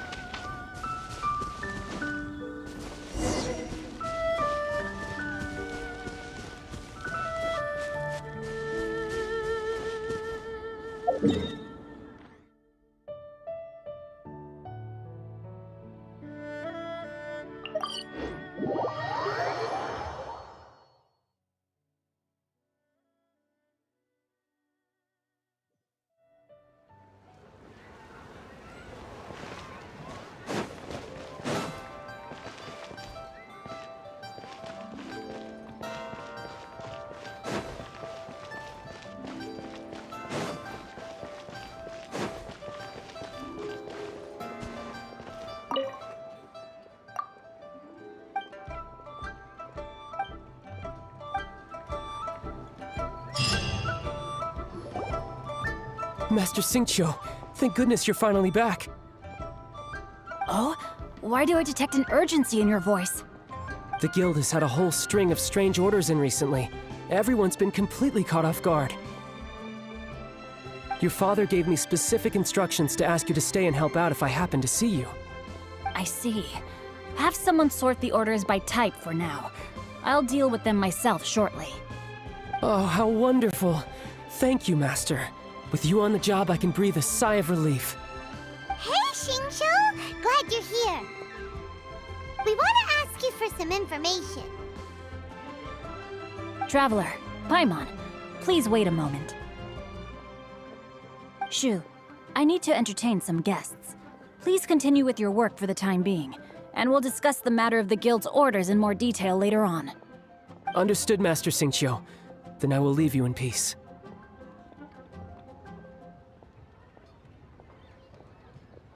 I wasn't counting on finding you here today. What's going on? And how, pray tell, may I be of service? Xingqiu, have you ever heard of Sunset Vermilionite? Oh, I see. So you've entered Lady Ningguang's contest as well. As well? Do you mean... The truth is, the Feiyun Commerce Guild is in possession of some Sunset Vermilionite, but only one piece. We are holding it on behalf of someone who has asked us to put it up for auction, and a lot of interested parties have already come to us inquiring about the price. At the end of the day, it all comes down to supply and demand. In this case, I'm guessing the final transaction price may be in excess of 500 million mora. 500 million?! Honestly, I would recommend that you don't bother bidding on this one. The price is greatly inflated, and it's just not worth it. But without any sunset vermilionite... Don't panic. I don't suppose you ever heard of Sea Gazer? Who? Oh, Sea Gazer was once very close to Mountain Shaper, but if I am not mistaken, he has already passed away. Yes, precisely. I didn't know anyone else knew about him. According to records of drifting clouds, Sea Gazer once built an abode to store his rarest and most exquisite treasures, among which was some sunset vermilionite. After Sea Gazer passed, the abode was abandoned, and its location was lost to time. Luckily, I came into possession of a stack of folk history books just recently.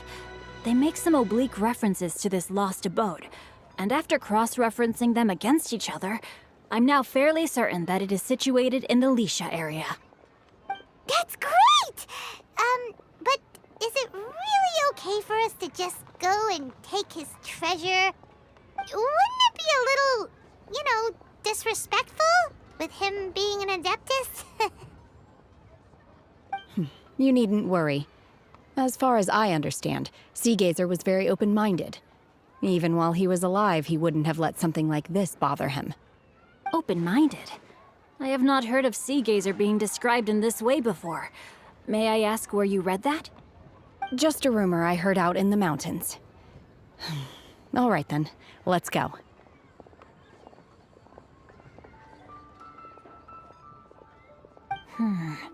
There's something about this young lady that reminds me of a good friend of mine. Oh, I almost forgot. Adepti abodes tend to have very ingenious designs, especially when it comes to their defense mechanisms. Plus, it's likely to be crawling with monsters after being abandoned for so long. So please, be very careful. Okay, we will be. Thanks, Xingqiu.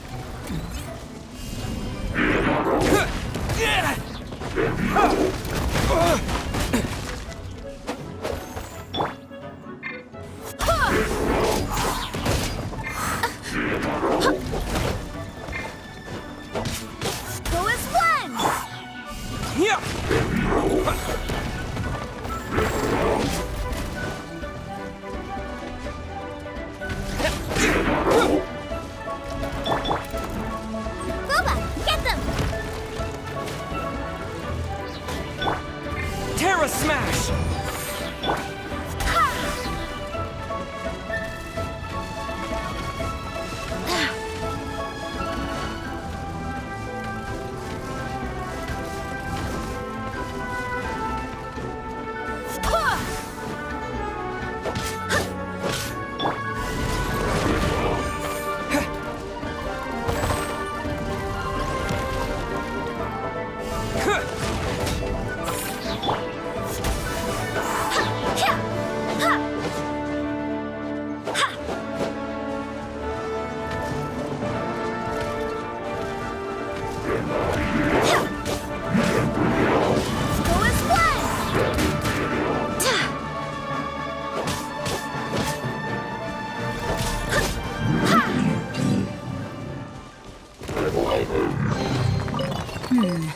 Things are going a little too smoothly today.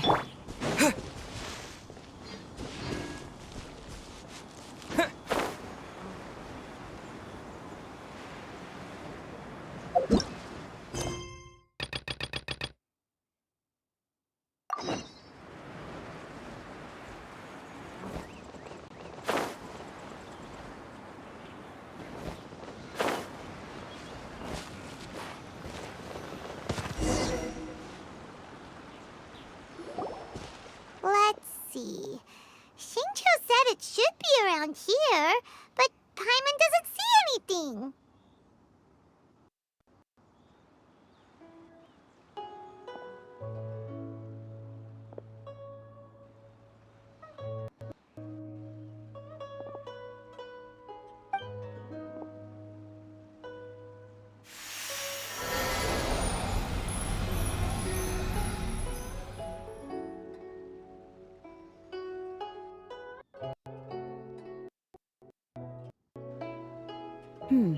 This place was hidden using a special Adepti art.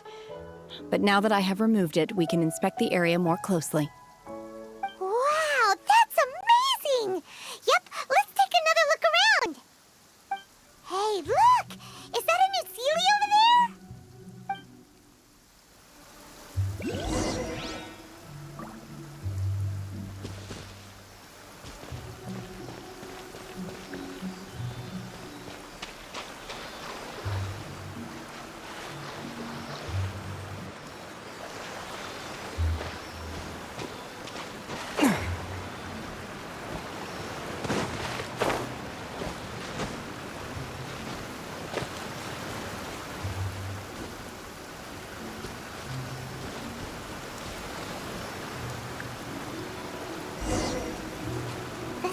Got to here and then disappear.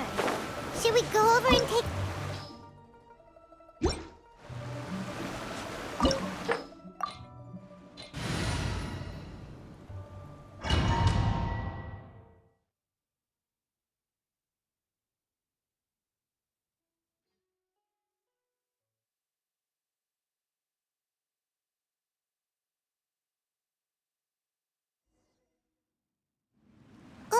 What? Weren't we at a waterfall just now? How did we suddenly end up here? Oh, so many clouds. It feels like we're high up in the sky. I believe this is the abode of that Adeptus. With any luck, the sunset Vermilionite we're looking for should be in here. Really? Let Paimon see. Huh? Isn't that the Sealy from before? Look, it's gone and snuck beneath the clouds. And now that Paimon takes a closer look, the rocks and trees here don't seem complete. Oh, could there be something below the clouds? These are not real clouds. They are the product of an Adepti art used for spatial partitioning. If we want to go down, we must first destroy the mechanism that is maintaining the Adepti art. All right, then let's do it. I sense the presence of monsters in this place. I don't know where they are hiding, so we'd better be careful.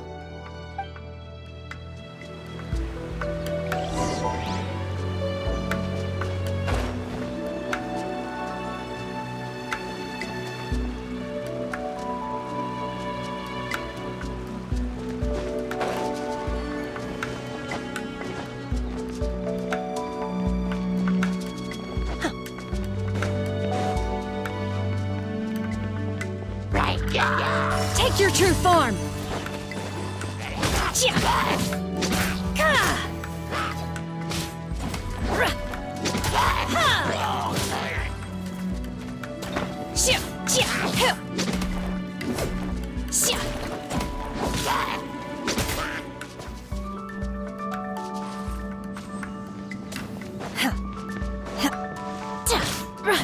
Obey!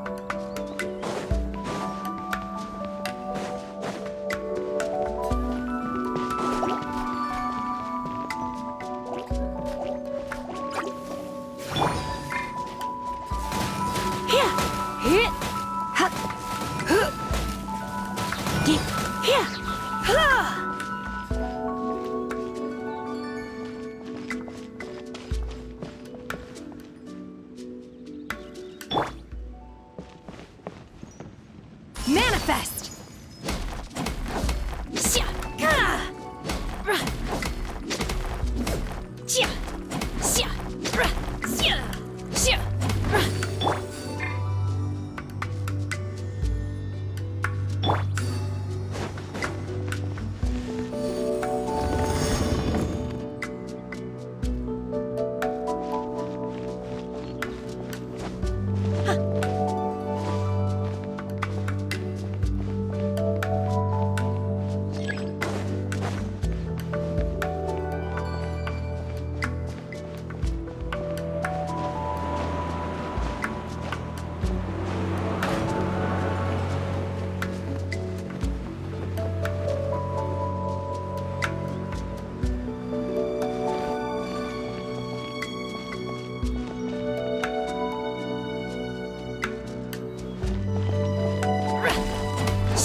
Obey!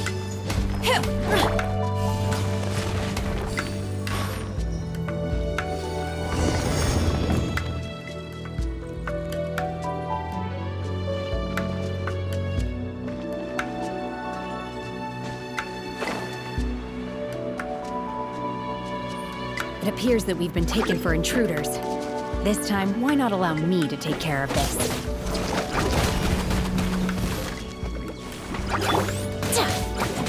Unleash!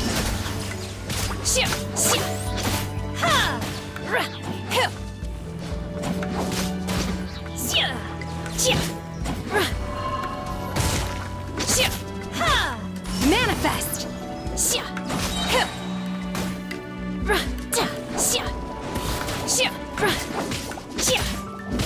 Unleash!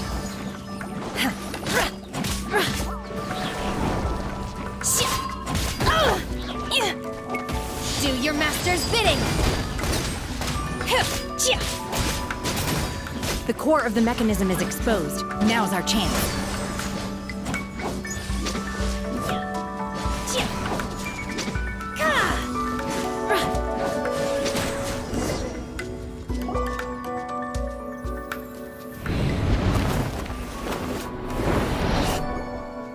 Whoa! We're gonna fall!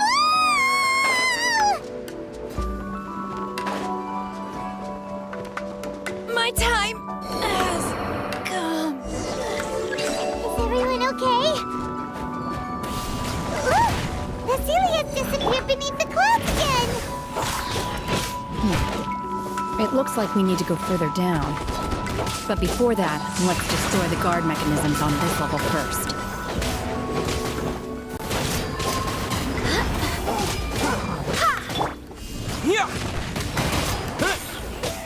Out of the frying pan, into the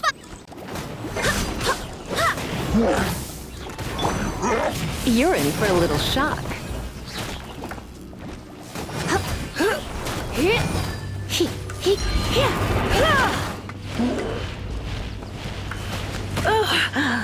My.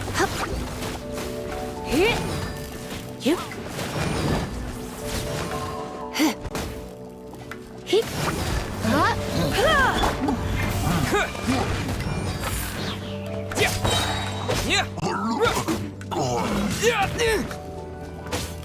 Terra Smash!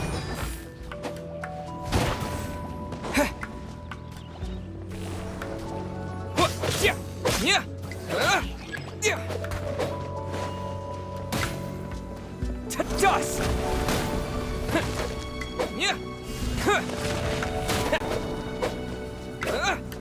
Boba, get them!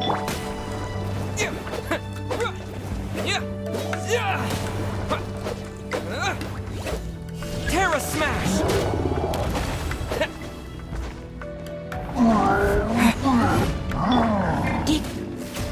Try not to enjoy this too much. Nice and spicy!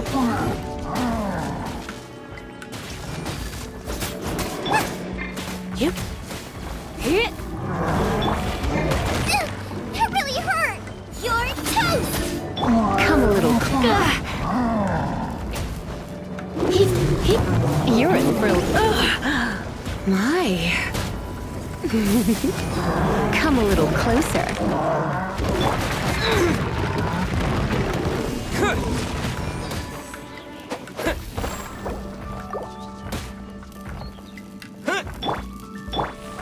as one! Ha! Ha! Ha! Ha! Ha! Ha! Ha! Ha!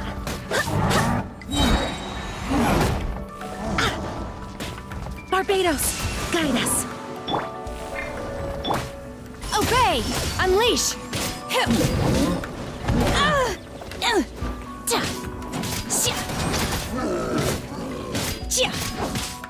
Manifest!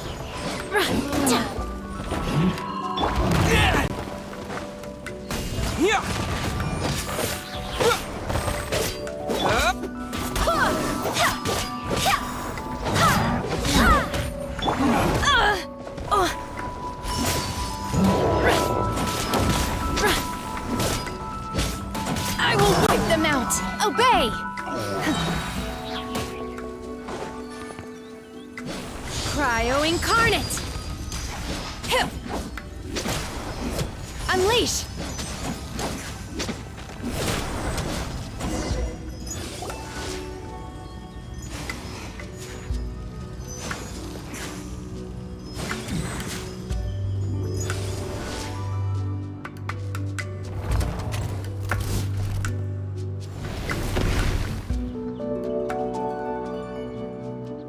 We're gonna fall. This time, we're really gonna fall. Ah! Luckily, there was a pool of water at the bottom. Otherwise, that could have ended very differently. Hey! That Sealy's on the move again. Let's catch up with it.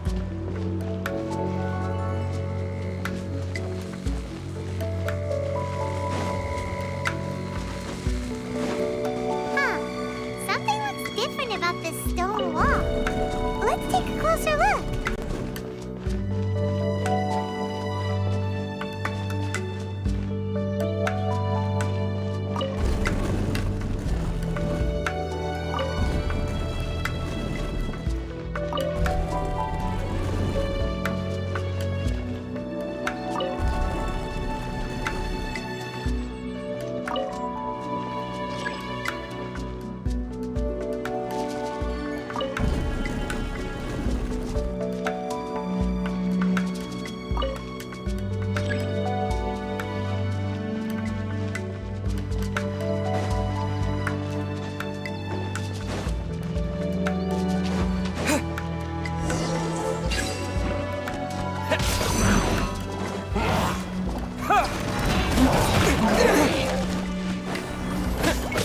Terra Smash!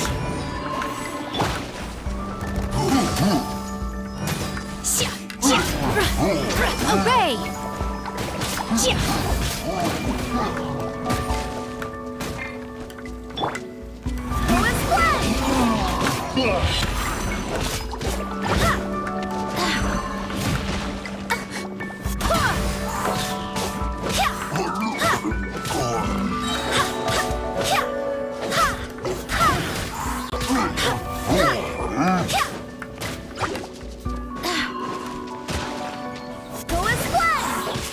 I swear by my sword!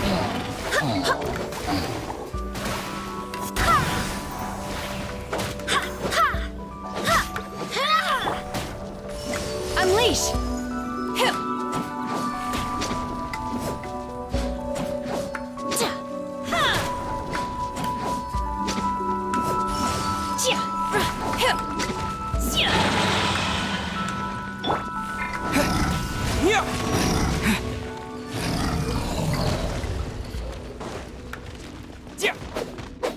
Terra Smash!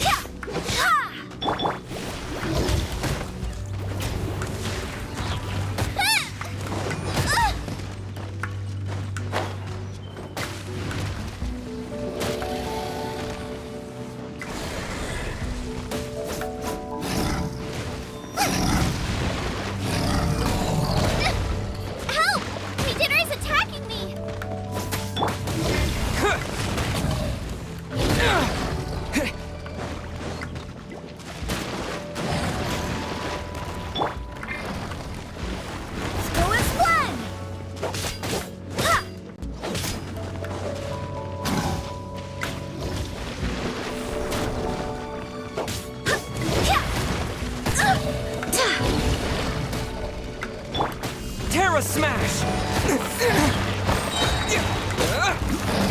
Quake!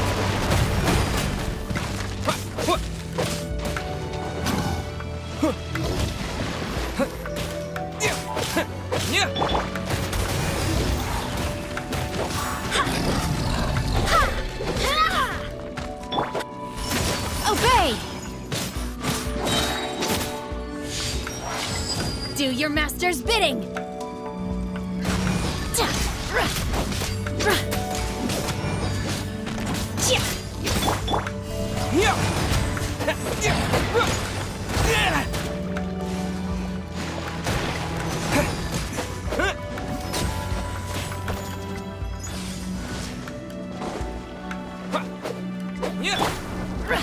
Manifest!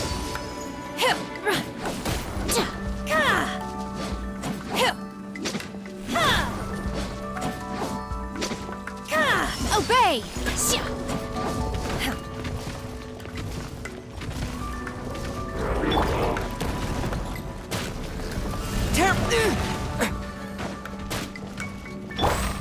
Eat this!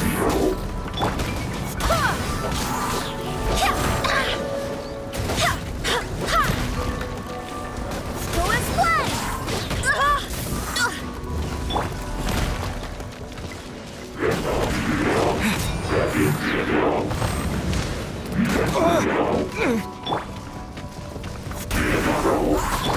Unleash!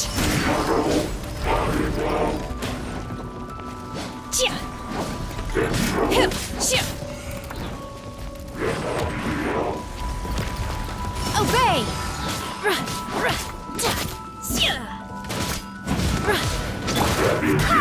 Barbados! Guide us! Barely a scratch!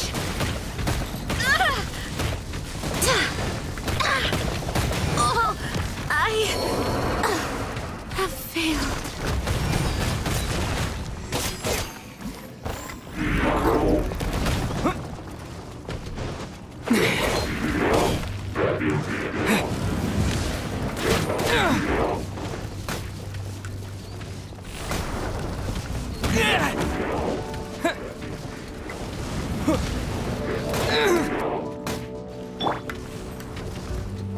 By ordinance divine. Oh! Manifest!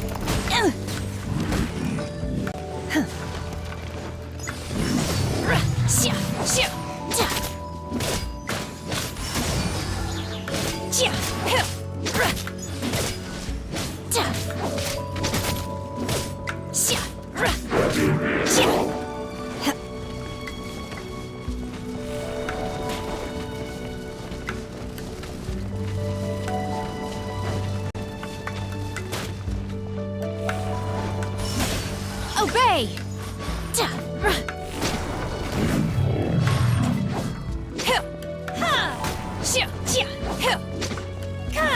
Manifest!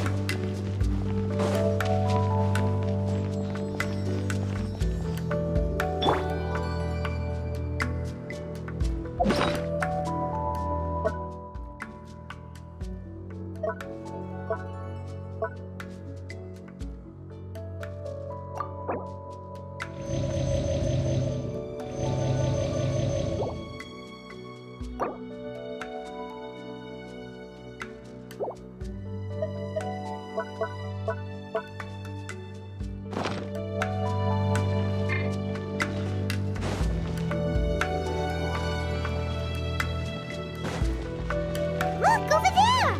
Could that be the Sunset Vermilionite?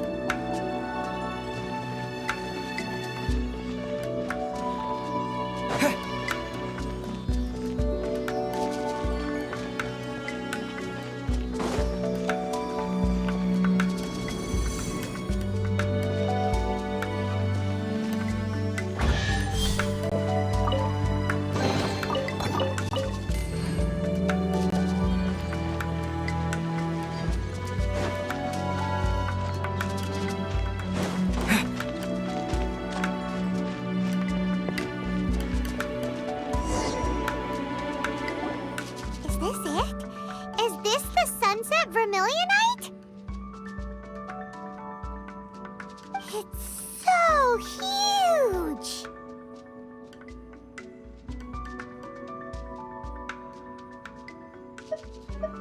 That's true, but then again, why isn't it floating? Plaustrite doesn't float until it's activated. It may look different from most ordinary stones, but it weighs around the same amount. Only after being activated does Plaustrite reveal its true nature, breaking free from the shackles of the mortal realm and ascending up into the heavens. Wow, Shenhe, you seem to know everything about this. Only because my master is fond of chatting about these things. The moment she has some time to spare, she'll come straight for me and start telling story after story. I don't care for her stories most of the time. I certainly didn't expect them to ever come in handy like this.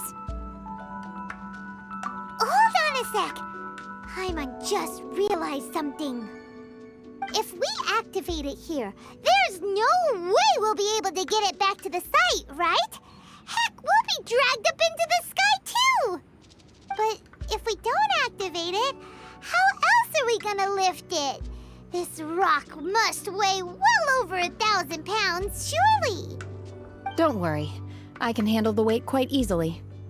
Are you sure? Be careful! Please don't worry. I'm well aware that a plaustrite sample this large must be highly valuable. I will be gentle with it and make sure it does not get damaged. My safety. That's right! Paimon's sure you can handle it and everything, but if something this heavy lands on you, you're gonna get yourself hurt, no matter who you are. You gotta be extra careful when lifting heavy objects. It's just common sense. Is it now? Well then, thank you.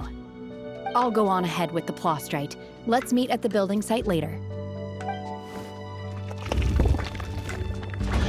How is Shenhe able to carry that huge rock all by herself?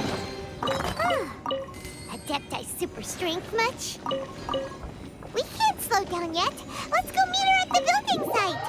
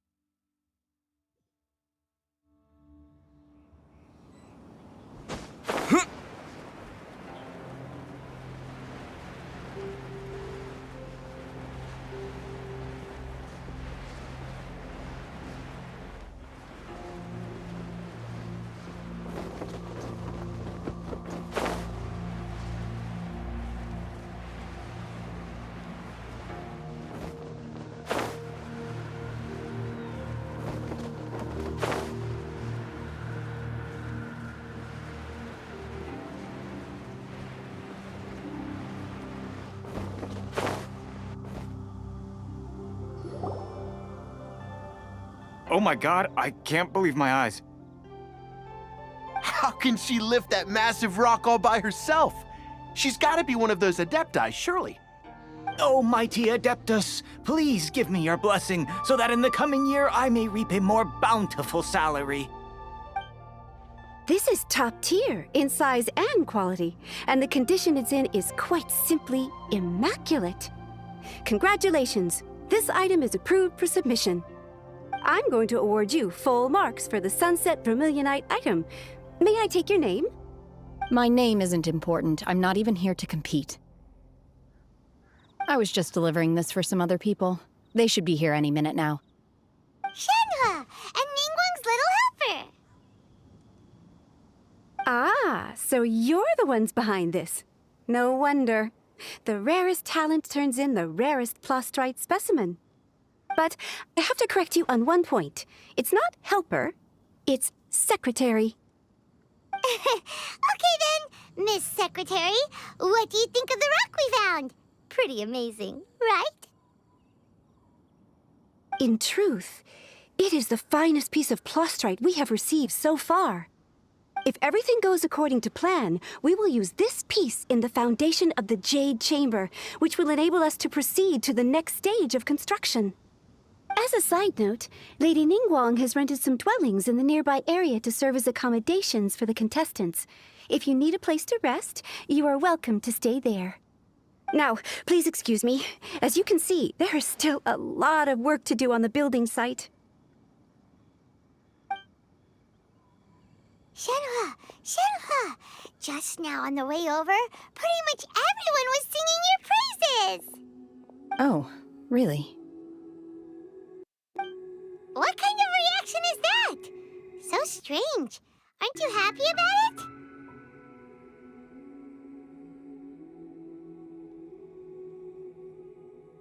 Whenever Paimon gets praised, Paimon can't help but hold her head up high and break into a big smug smile. I've had similar compliments before.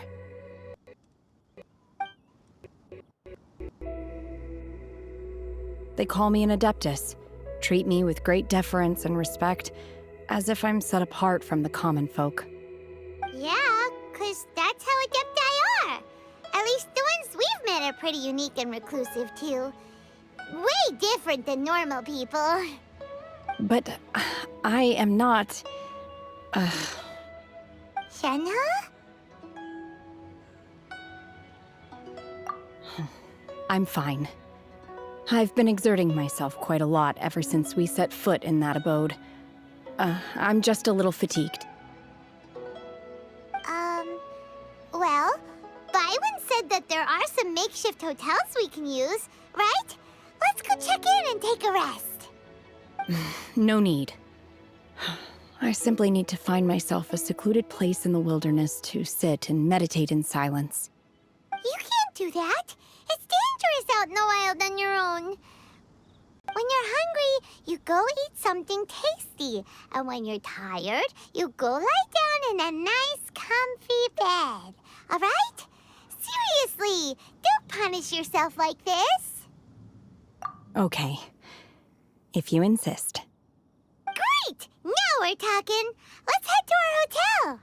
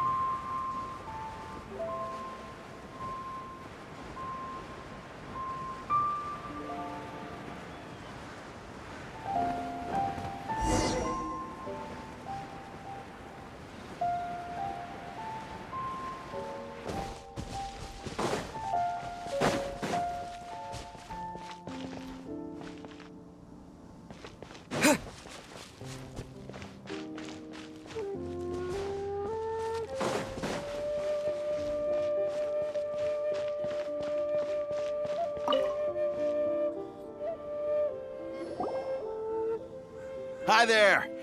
Checking in, are we? You're just in time. We only have 2 rooms left.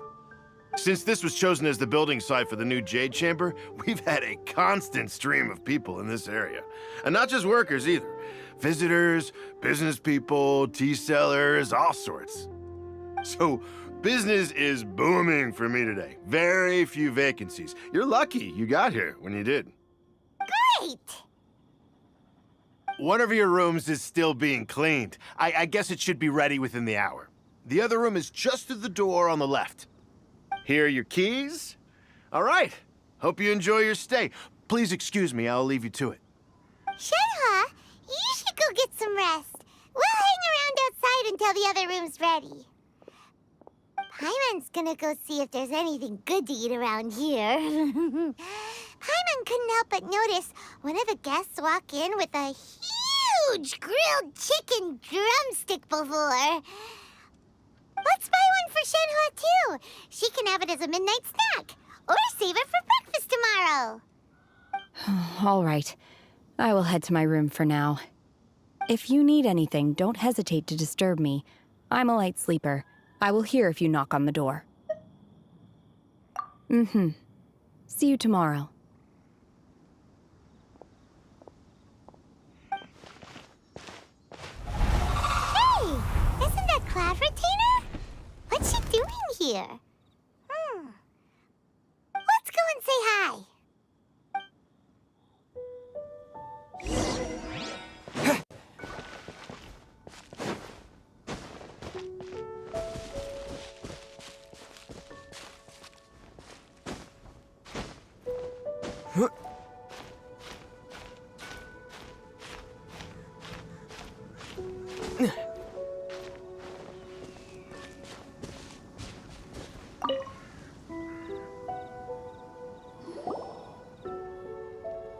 One trusts you have met Shenhe. So, are you getting along quite well? So far, so good. Yeah. So, you know Shenhe too, Cloud Retainer?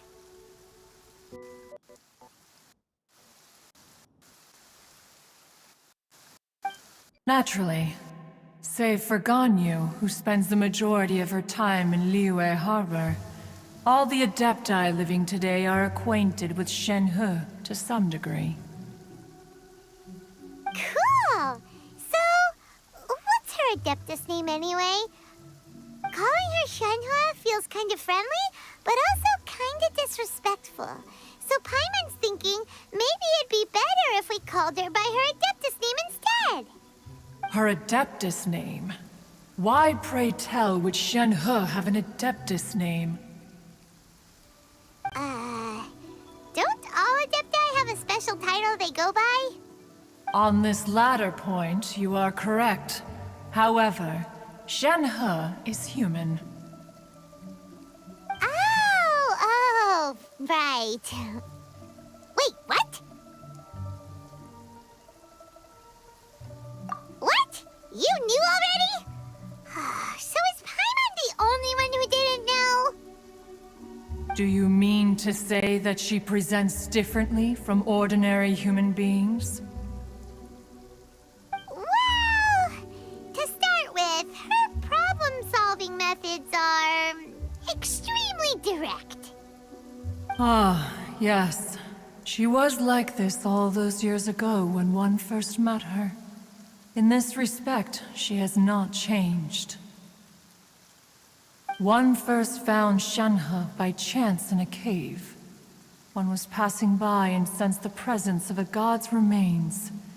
Being of an ever-vigilant disposition, one entered immediately to inspect the scene. Inside was Shenhe, then aged around 6 years old. In her hand, she held a dagger with which she was confronting a monster that was the god's remains incarnate. That sounds so dangerous. When one arrived, she had already been locked in confrontation with this monster for several days. Most mortal children are fragile, both physically and mentally, and are highly reliant on their parents for survival. But not so her.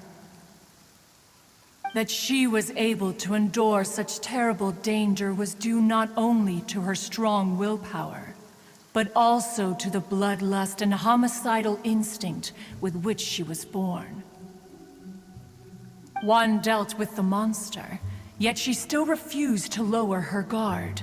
She even pointed her dagger in one's direction and remained ready to strike.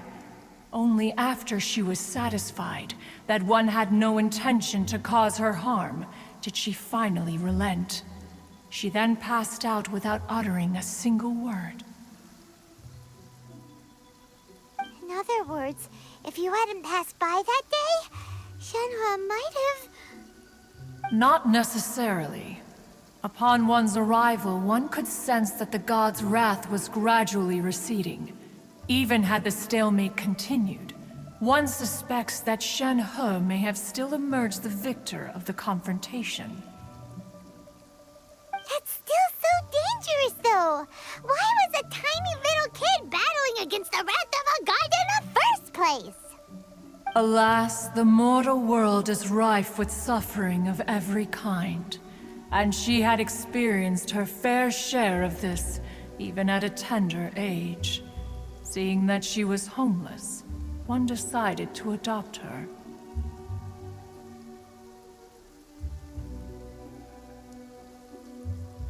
Indeed, it is one to whom she refers. Shenhe has an extraordinary constitution, making her well adapted to practicing the Adepti arts. All the Adepti cherished her talents, and so we were willing to train her. However, her homicidal urges did not subside with age. Rather, they grew stronger day by day. Mooncarver once performed a divination for her. He declared that her fate is to bear the curse of calamity. Consumed by malevolent energy, she is prone to bring harm to those around her. Such is the magnitude of the danger this poses, that her soul must be bound with red ropes to keep her homicidal instinct at bay. The red ropes have indeed served to keep her calmer and more content.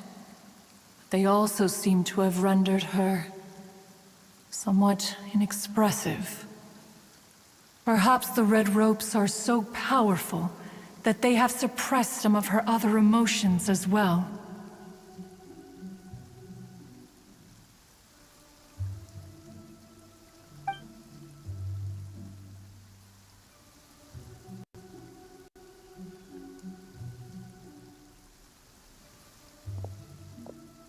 It is only by fate that people's paths may cross.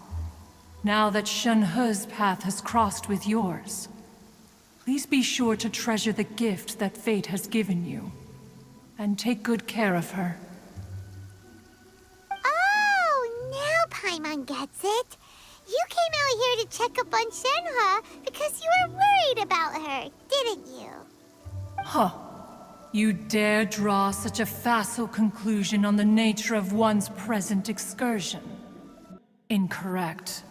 The truth is that while Liyue Harbor may seem peaceful today, danger is always lurking in the shadows.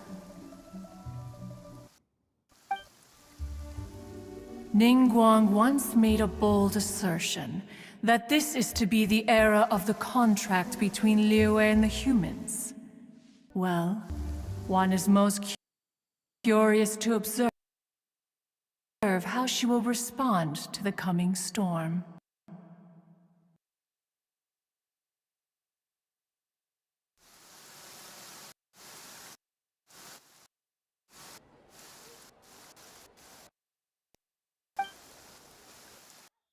If she handles it admirably, one is willing to be a witness to her achievements. But if she does not, the Adepti shall not hesitate to seize control. Let us conclude our conversation here for today. One has occupied enough of your time, and night is approaching. Be sure to get ample rest.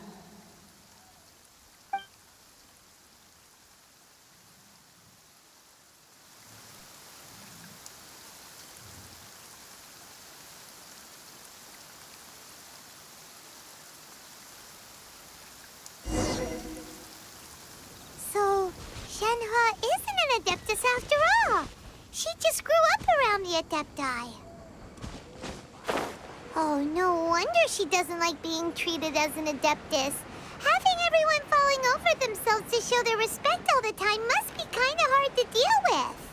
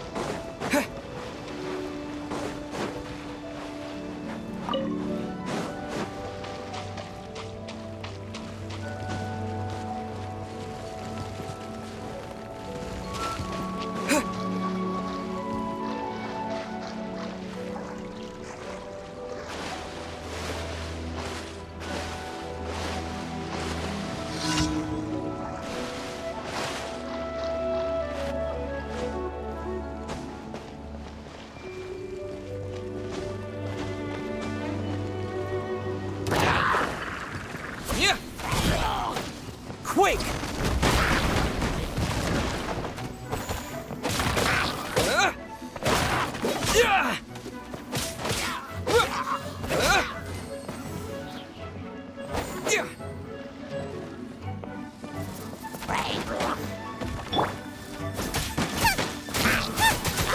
Get them! Terra Smash!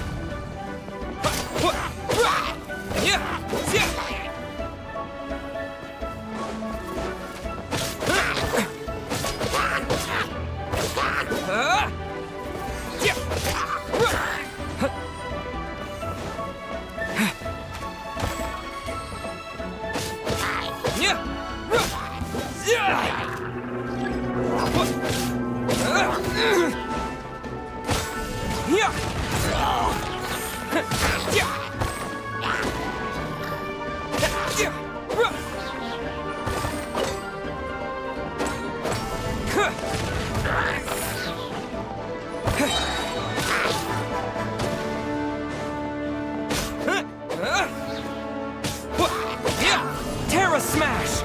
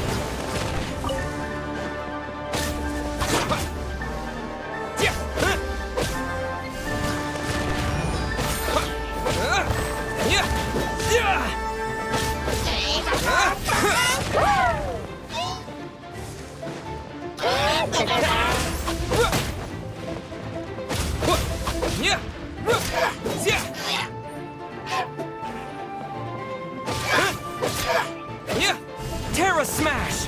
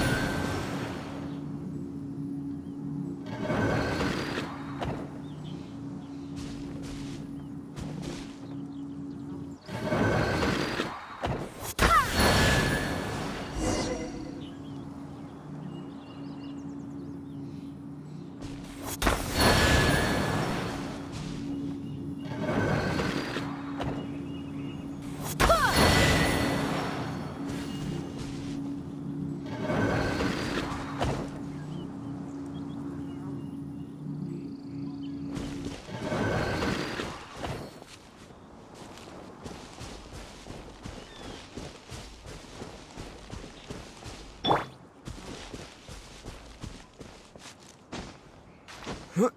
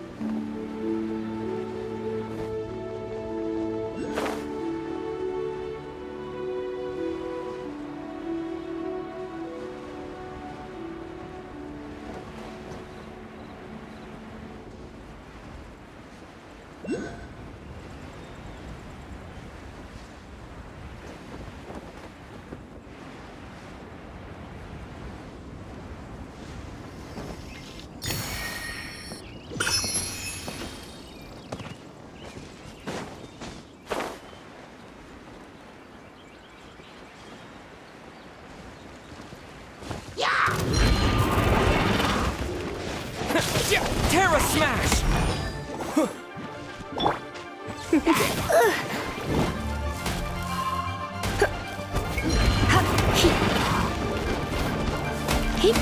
You're in for a little shock. Blitz. Yeah!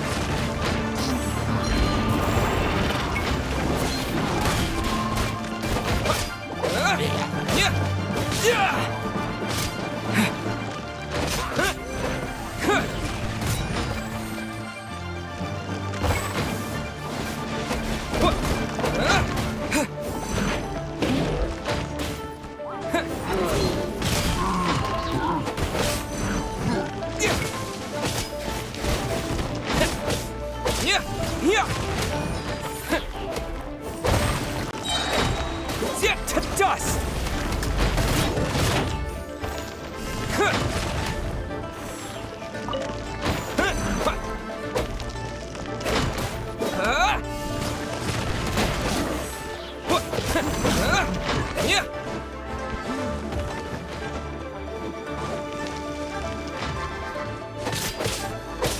Terra Smash!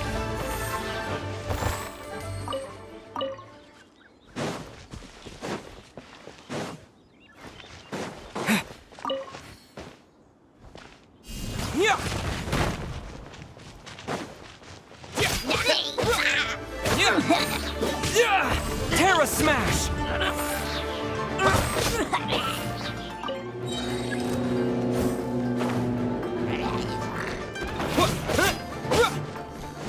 Quake!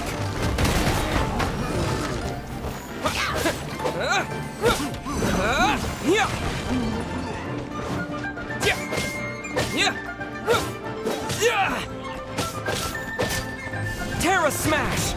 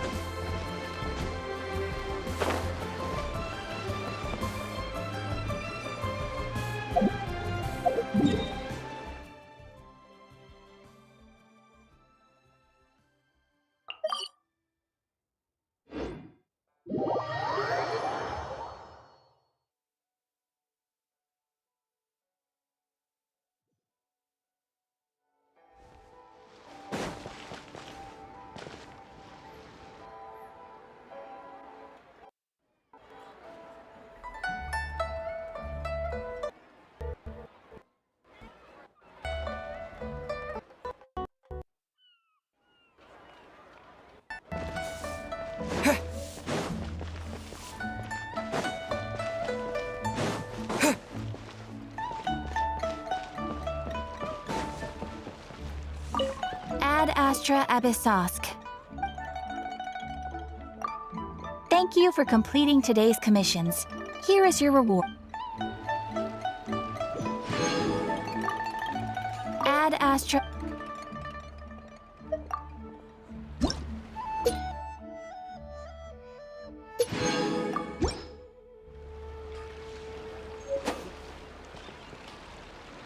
Ad Astra...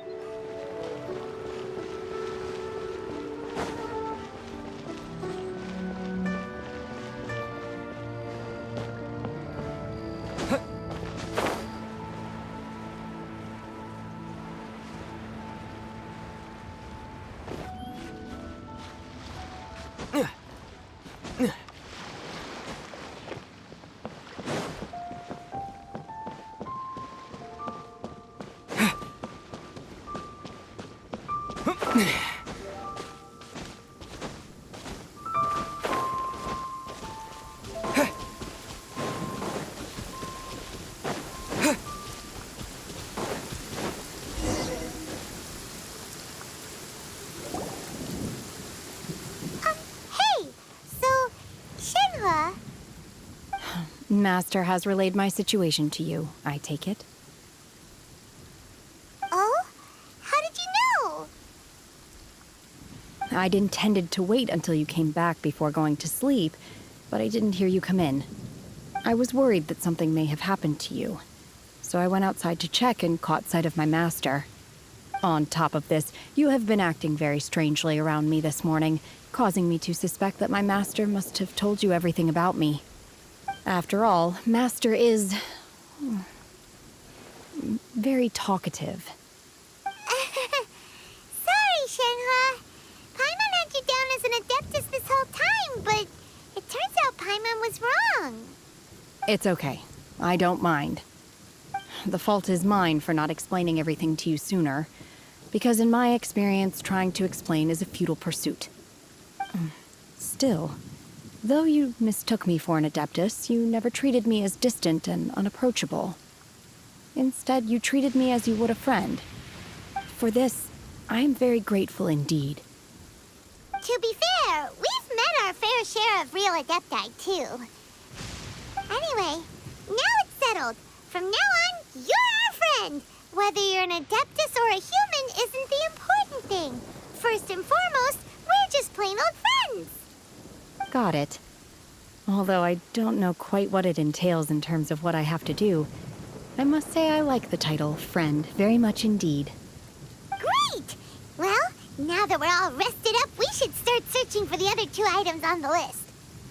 But before we do that, let's go to the building site and ask Ningguang's little helper how the progress is going. After all, Sunset Vermilionite is so rare. Paimon doubts many competitors will really be able to find any. If it turns out some of them have given up already, we'll be able to take things a little more slowly. Oh, and another thing. We bought some grilled chicken drumsticks on the way back last night. There was a place just outside. Here's one for you, Shenhua. Try it! They're so good. I concur. It has a rich flavor, far more agreeable than those I've cooked for myself in the wilderness in the past.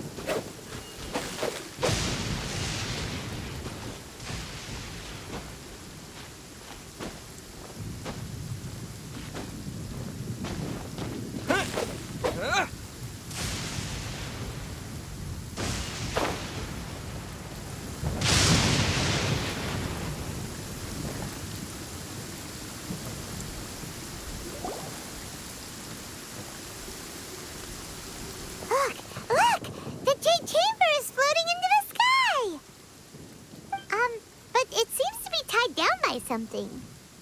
That's because it's not finished.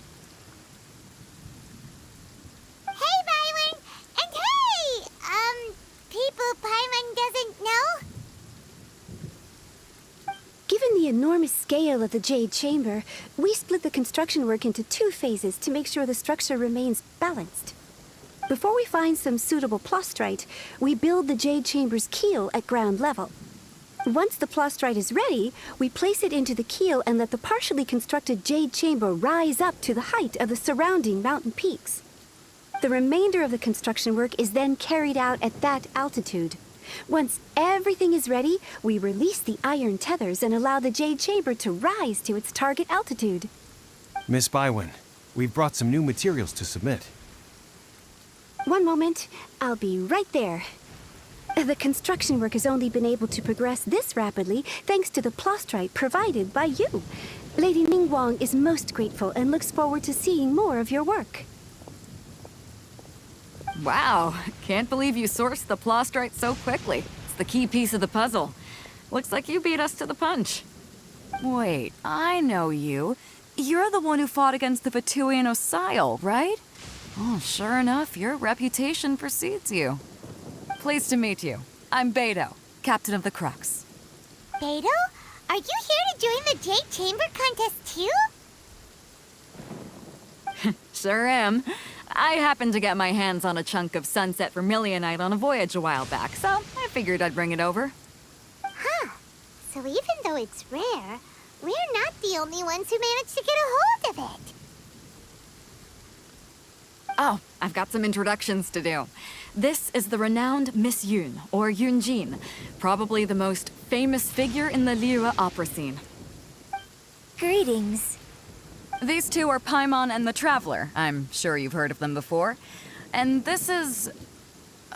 sorry, I'm not sure we've met. Shenhe. I am their... friend. Good to meet you. Well, from today on, I guess all of us are friends. Miss Yun is also here for the contest. Turns out she needed to borrow a boat, so we came together. It's an honor to finally meet you both. I've heard much about you. Miss Shenhe, though we are only meeting for the first time, I have a feeling that we will get along very well indeed. To be honest with you all, I am in great need of this opportunity to ask Lady Ningguang a question. That's why I joined the contest. Thanks to my father's connections, I was able to acquire a specimen of the plastrite required.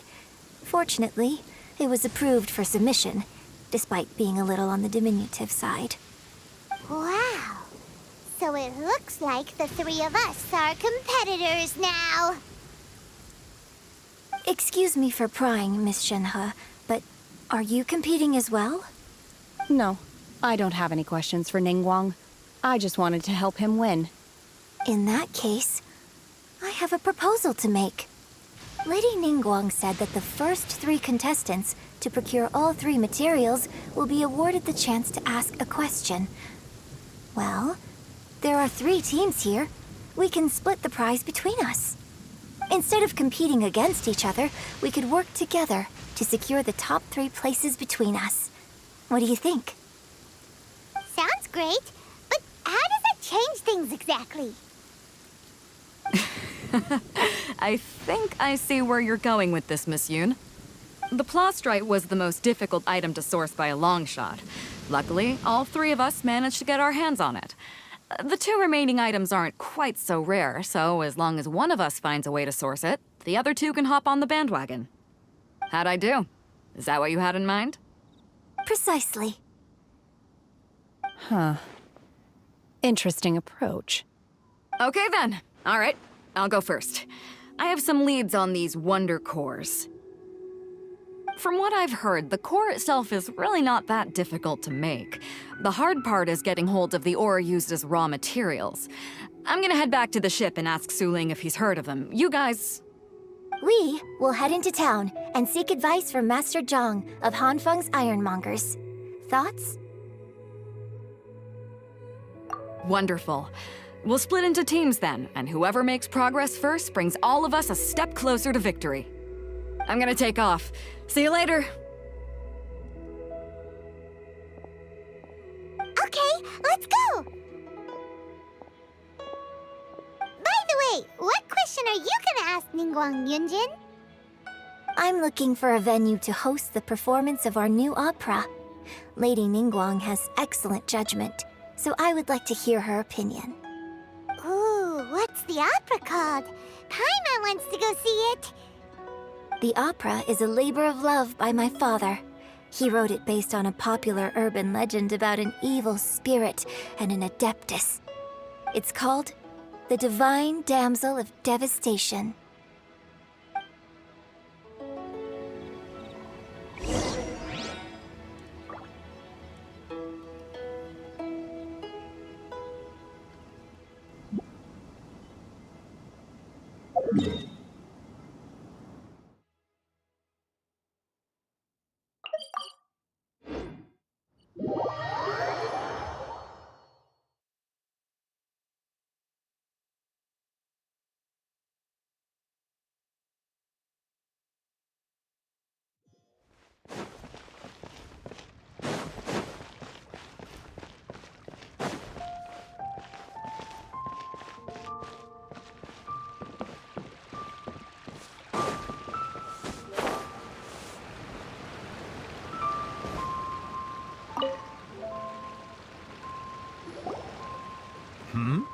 Ah, hello. Are you here for something off the shelf, or do you need something forged? Excuse me, Master Zhang. We were wondering if you'd heard of something called a Wonder Core. Of course I have. Sorry, who's asking? My name is Yunjin. Perhaps you don't know me, but I believe that you forged some weaponry for my father in the past for stage use. Yunjin? Stage use? Oh, so you must be Miss Yoon. Sorry, my brain's finally caught up. It's not used to doing much beyond bashing a hammer all day. Everyone's heard of you, Miss Yoon, even folks who don't make it to the opera all that often. Like myself. So, you're here to ask about Wonder Cores, huh? As it happens, I do know how to make them.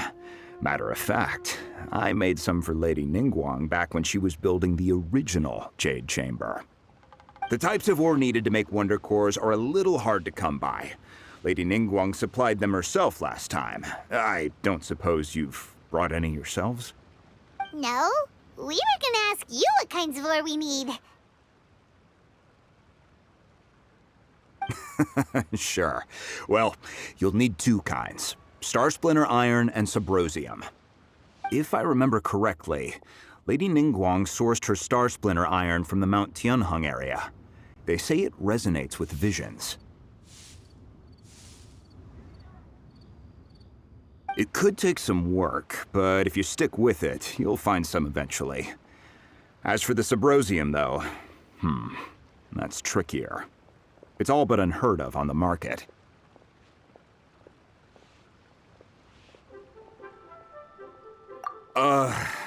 I'm really not sure. Sorry. What I've heard is that the people around Mount Tianheng have some sort of magic trick that can pinpoint the location of the stuff. Of course, it's probably just hearsay. If you want my advice, start by looking for Star Splinter Iron around Mount Tianheng. And if you run into any locals, ask them a few questions about Subrosium. Mount Tianheng. Interestingly enough, the story of the Divine Damsel of Devastation also takes place on that mountain. I hear the view there is quite spectacular. A favorite destination of the Adepti, in fact. Perhaps it can give me some inspiration. Let's not delay. We should head straight there.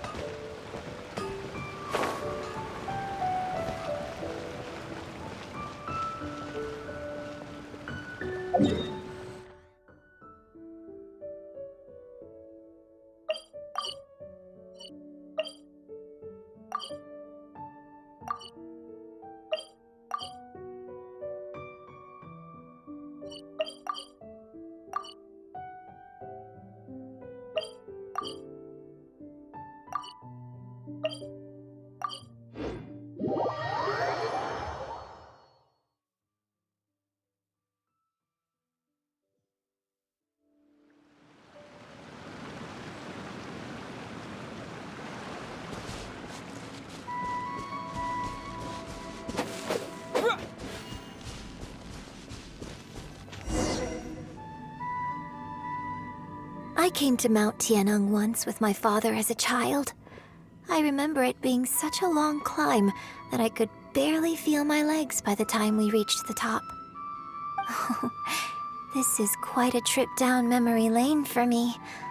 Look at these majestic, towering peaks and the gently flowing streams. It's like setting foot in paradise. No wonder the legend of the divine damsel of devastation is said to have taken place here. Adepti wander oft where mortals seldom stride. Indeed, this looks like a place that one might expect to be frequented by Adepti. The Divine Damsel of Devastation is your upcoming opera, right? And the story takes place in Mount Tianheng. Huh. Seems like you have a real connection with this place. What's the story about, though? It's the story of a girl becoming a hero. Cool. A hero story? They're Paimon's favorite! The legend first arose in this area. It is said that there used to be a prosperous village on the mountain. In that village, there was a loving couple who were completely devoted to one another. One day, a terrifying monster appeared.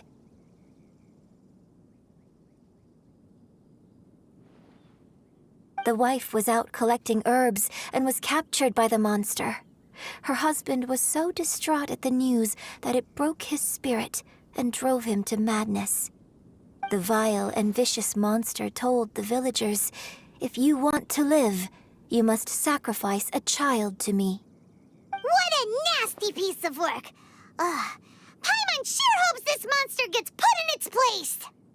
But the monster was so terrible and so strong that all within the village were terrified of it.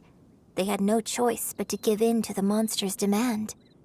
Just while they were discussing whose child would be given over to the monster, a little girl suddenly stood up and came forward. No! Don't do it, little girl! Unbeknownst to anybody else, she was concealing an exorcist's blade. She approached the monster's lair, feigning fear and trepidation. When she finally arrived, she courageously drew her sword and entered into a fierce struggle with the monster, from which she eventually emerged as the victor. Her extraordinary abilities drew the attention of the Adepti, and they took her as one of their own. Her story became the stuff of legends. But alas, the paths of mortals and Adepti seldom cross, and she would never again re-enter the mortal world. And so, destined to grace the mortal realm for but a brief moment, she vanished like a wisp of smoke into thin air. That's how the opera ends. I really like this story. But I personally think that perhaps the little girl was not as brave as the opera makes her out to be. I'm not sure she deserves all the praise she is given. I've never considered that before. Opera is always an interpretation of the events it purports to portray. A certain degree of deviation from the truth is always inevitable. When my father wrote the script for this play, I suppose his intention was to inspire his audience with the character of the Divine Damsel. I think it's a great story. The ideal story. Well, it sure inspired Paimon! Let's go get ourselves some Star Splinter Iron! Yeah!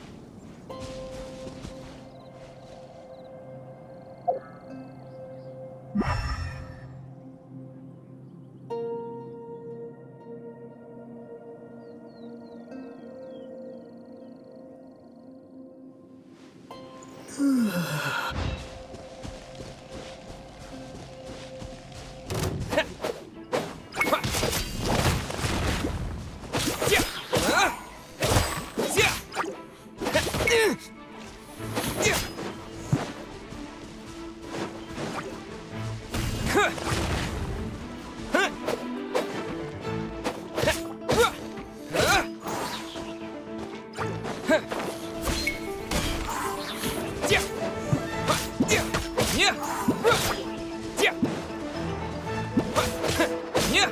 Yeah! Yeah!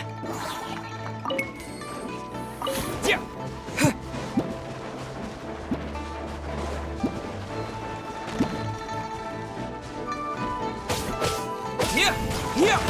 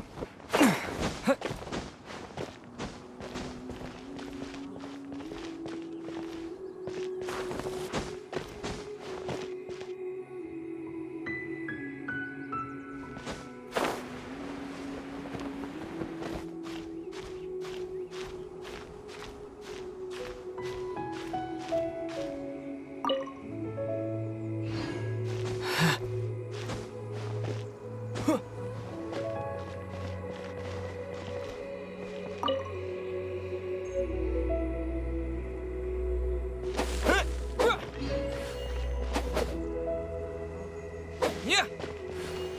What?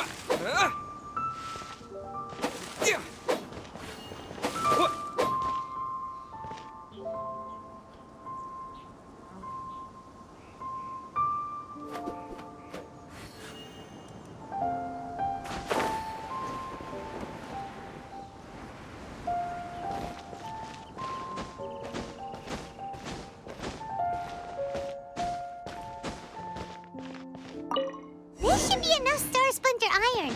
Now we just need to find that Subrosium. I think I saw a village on our way here.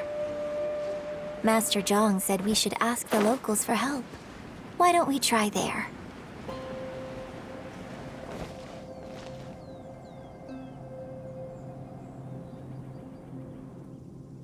Hey, there really is someone here. Yunjin, looks like you were right. Excuse us, sir. Can we ask you something?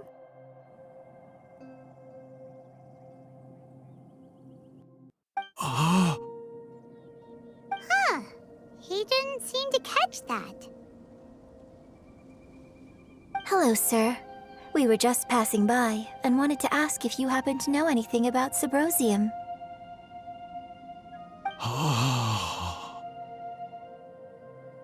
Is he trying to tell us to look for clues in the village?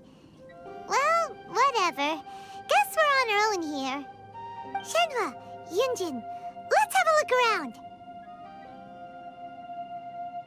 Sorry, you can go ahead without me. I'd like to have a word with this gentleman. If that's okay with you, Uncle Mingjin. It's...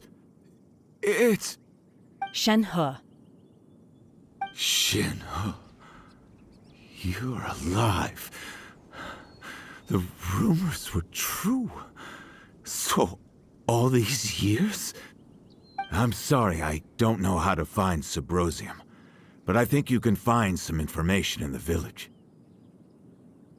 This place is deserted now. No one ever comes here. So you can rummage around all you want. Huh? You know this guy, Shenhua? Thank you, kind sir. We'll go and take a look around. Don't worry. Mingjun has no ill intention towards Miss Shenhe. She'll be quite safe. Okay, then let's see what we can find in this village.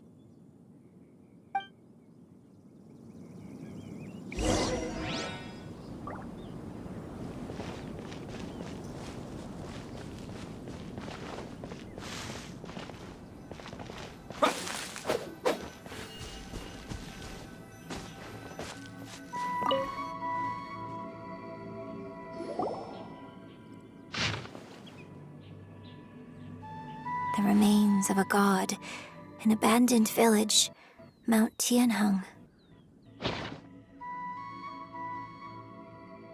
Does this mean that the true story of the divine damsel of devastation happened right here, in this village? The time frame certainly matches, so it seems we're in the right area. Let's keep looking around.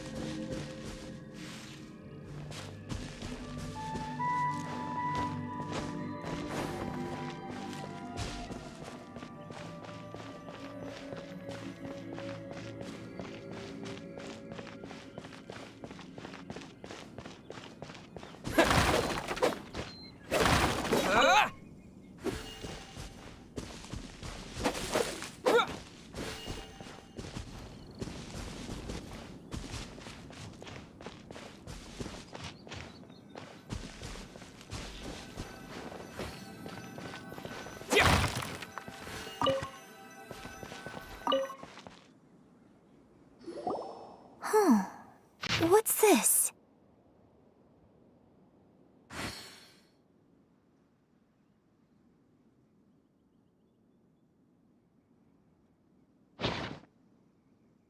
So, Shenhe is the divine damsel? Now that I think about it, she does behave rather like an adeptus, and she is about the right age. So that's why I've been getting the strangest feeling whenever I chat with her. I should have noticed it earlier. According to this text, the divine damsel from the opera was actually the daughter of the loving couple. And she didn't volunteer. She was sacrificed to the monster by her own father. Oh, the truth is even more lamentable than the opera. Now I understand why Shenhe said the girl was not as brave as people think. It wasn't her choice to enter that ghastly situation. She was forced into it. Oh, it looks like my father may need to make a few revisions to his beloved opera.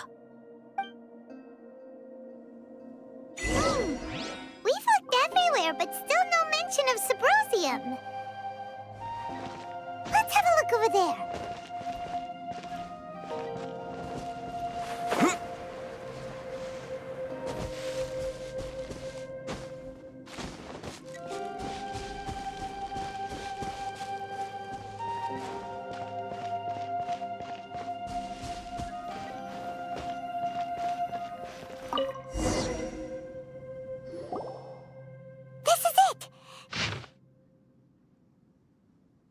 So basically, we need to go to the middle of the lake south of Mount Tianheng at dusk, and we'll find us some Sabrosium!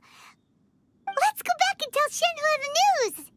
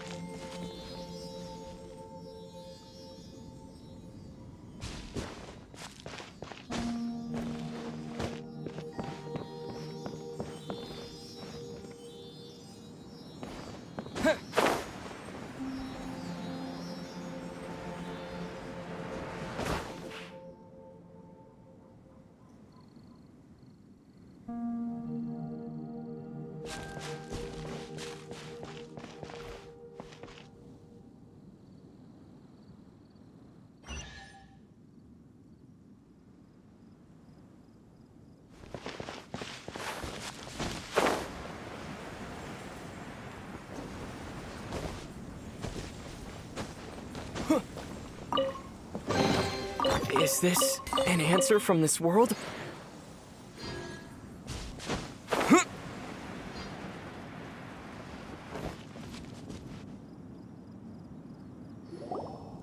One year when I was back visiting, I heard a story about a white-haired adeptus from a merchant passing by. I never imagined it was you. I was a very close friend of your father's. I could have stopped him from performing the summoning ritual. I had plenty of chances, but I couldn't bring myself to stand up to him. I just let things happen, let it all escalate. And, well, we all know how that story ended. I bring flowers back here every year. And each time I wish I had a chance to apologize to you.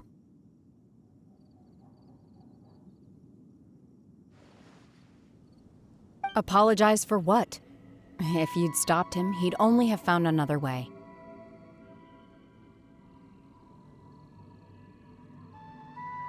There is nothing he wouldn't have done for his true love. Nothing. Do you still hate him? I don't know what I feel. I'm told my fate is to bear the curse of calamity, so my master bound my soul with red ropes to curb my aggression. But it also dampened my emotions, making me dispassionate, like the Adepti. So if you ask me how I feel about the past, if I hate my father or not, the truth is, I feel nothing at all. It must have been so tough for you all these years. Shenhe, we're back! Oh, then I will leave you all in peace. Shenhe, it brings me some solace knowing that you are okay. I'll tell you more about the old times next time we meet. Thanks, mister. We found some info in the end.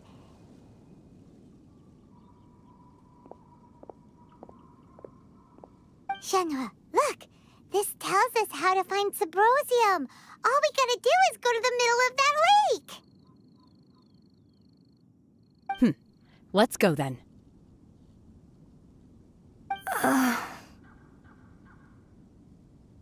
Miss Shenhe, there's something I'd like to talk to you about. Just now, in the village, we found your father's diary. It turns out that many of the details in the Divine Damsel of Devastation are not true to the facts, so I'd like to change them. Why?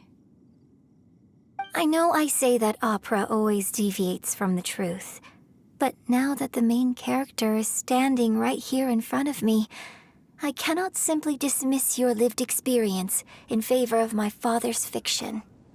It's okay. I like your version.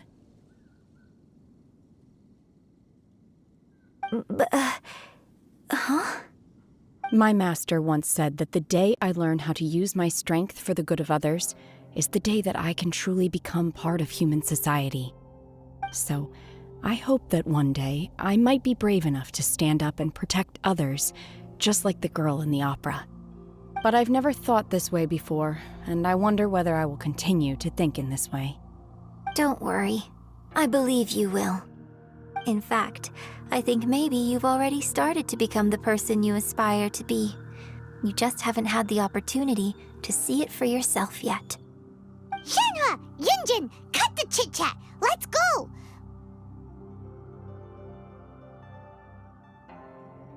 We can't let someone else beat us to it!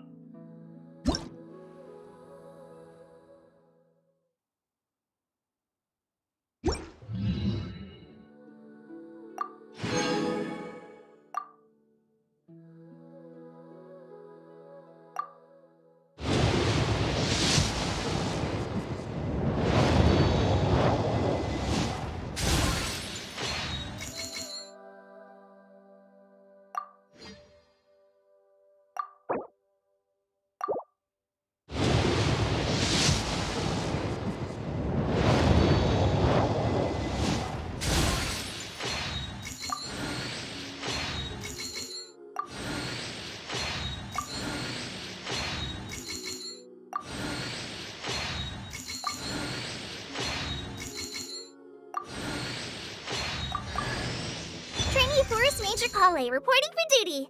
I will ensure your safe passage through this forest. I think I finally got that line down.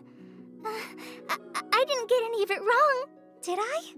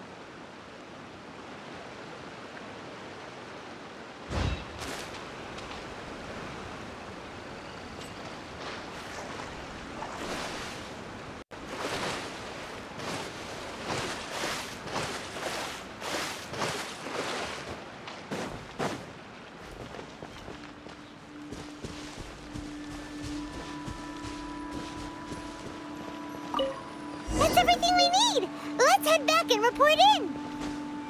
Simon's curious if Beto's made any progress.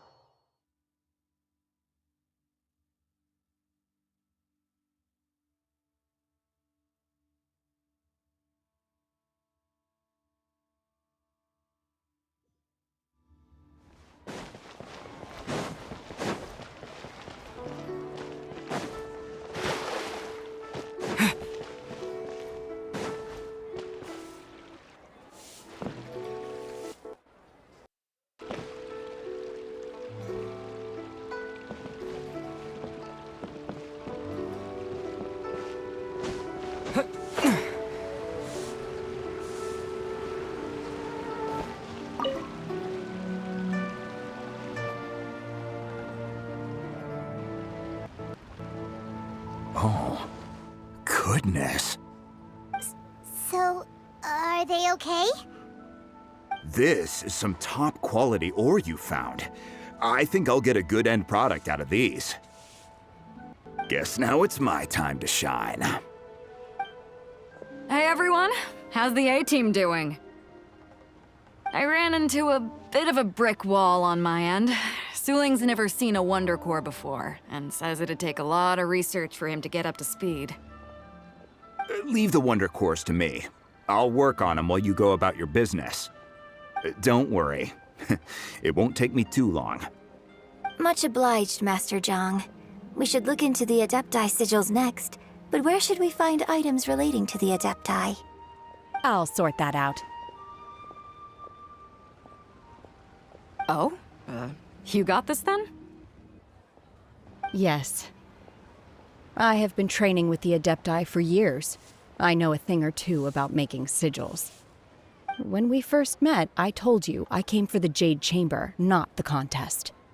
In fact, I came specifically to deliver Adepti sigils.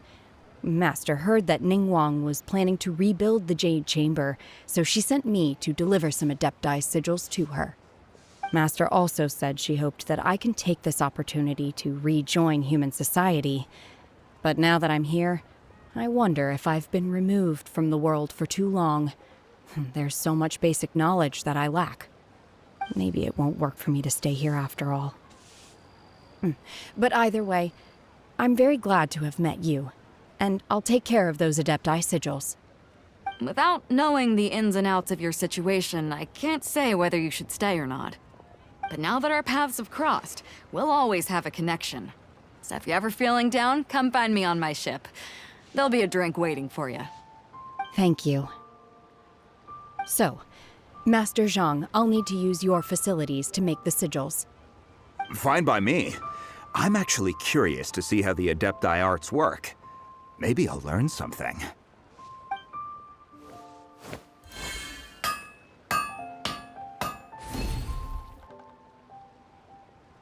Whew. The sigils are ready. Though they are in some respects inferior to my master's, I can assure you there will be no quality issues. I've finished forging the things you asked for, too. Great! Let's go submit them before someone else gets there ahead of us.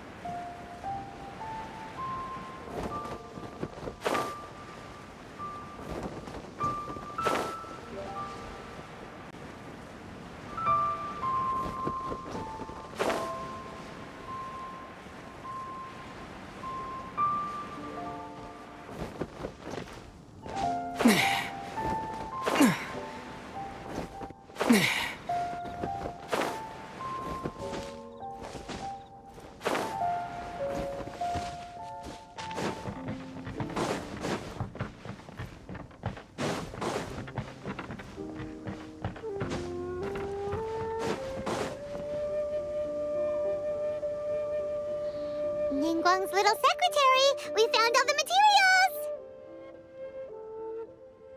Oh, already?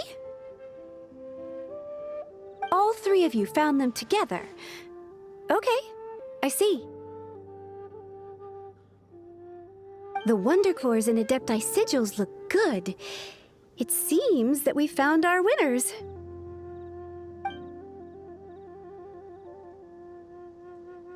I hereby announce that the winners of this material procurement contest are the Traveler, Yunjin, and Beidou.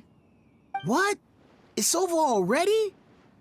I haven't even found the Plustrite yet! I can't believe it. So close, but so far. I'd like to invite our three winners to please proceed to the Jade Chamber, where Lady Ningguang is waiting for you. Huh? Where's Beidou? She was right here. Captain Beidou has some business to attend to. She will join later. Please come with me for now. All right then. Guess we'll head on up to the Jade Chamber first. This has been a long time coming. The last time we went up to the Jade Chamber was ages ago.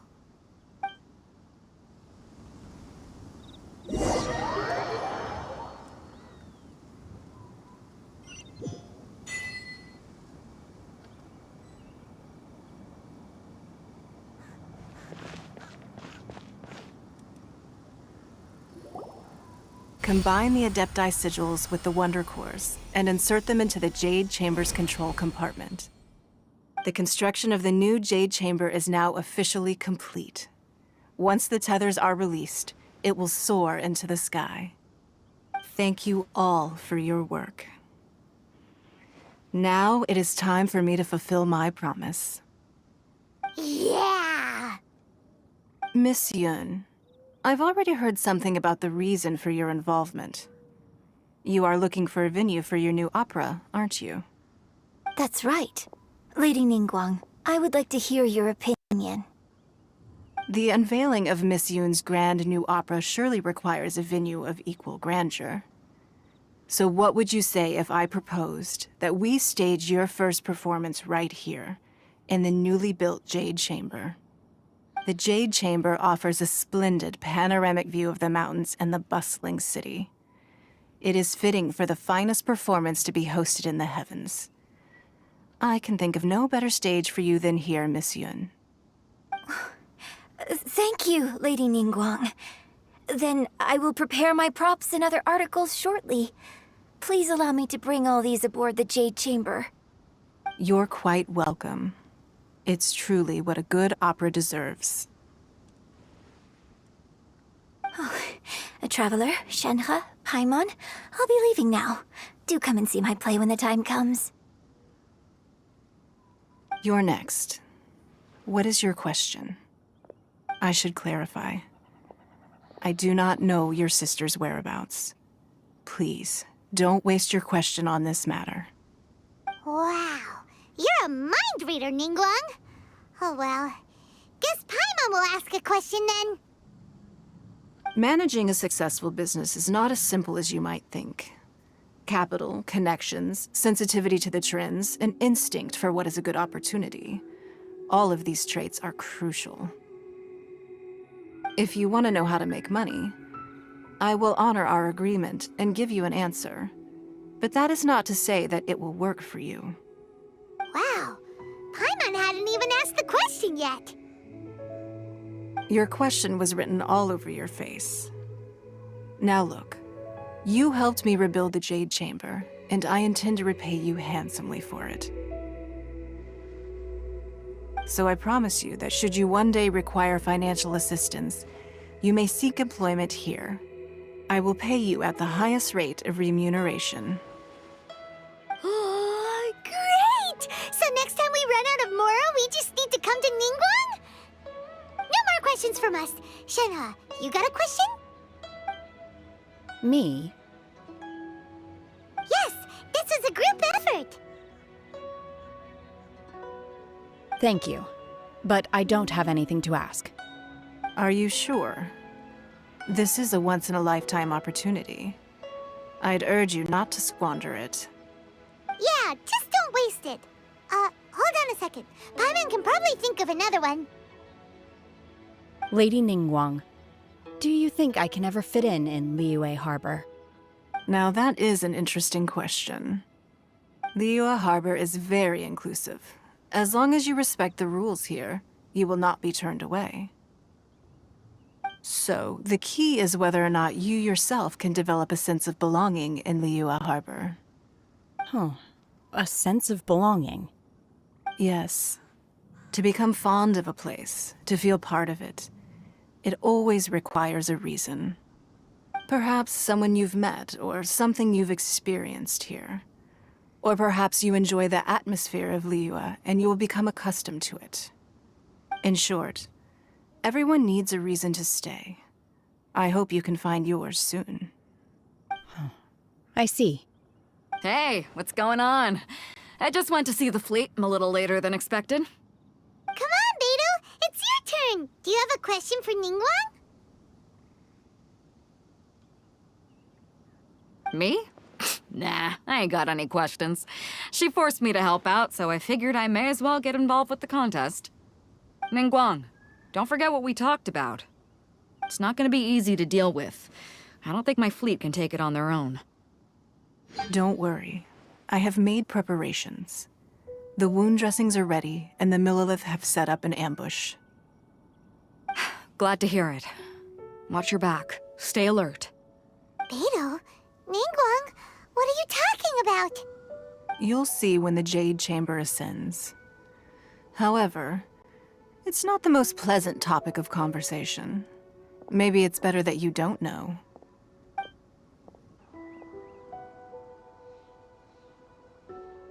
When I first set foot in the Jade Chamber, I stood at the edge of the platform and looked down upon Liyue Harbor far below.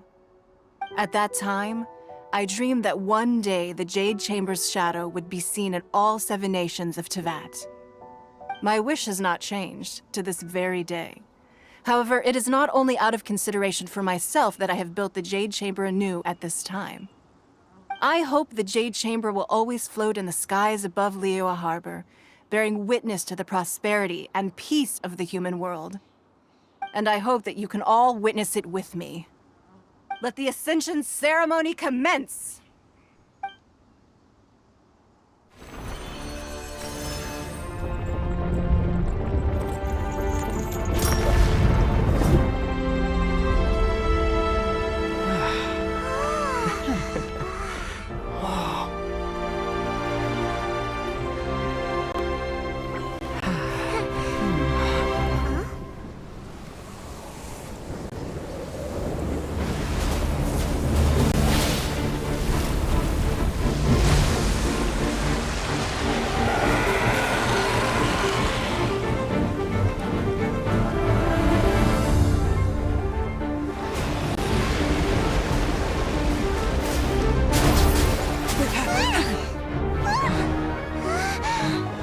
Right on cue.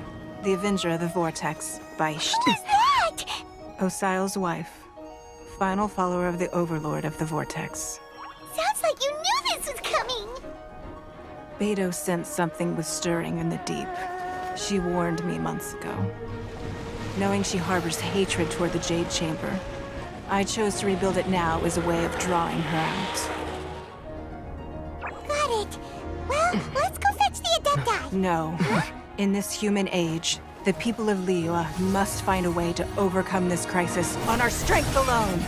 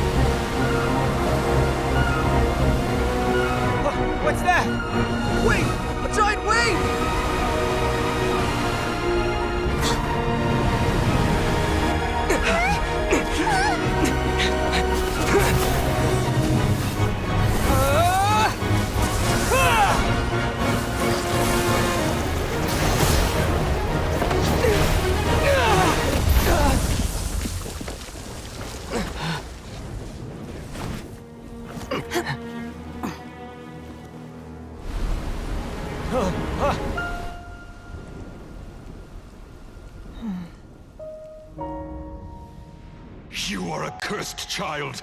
Your life brings nothing but disaster to us all. At least if you die, I can bring her back. The day you learn how to use your strength for the good of others is the day that you can truly become part of human society.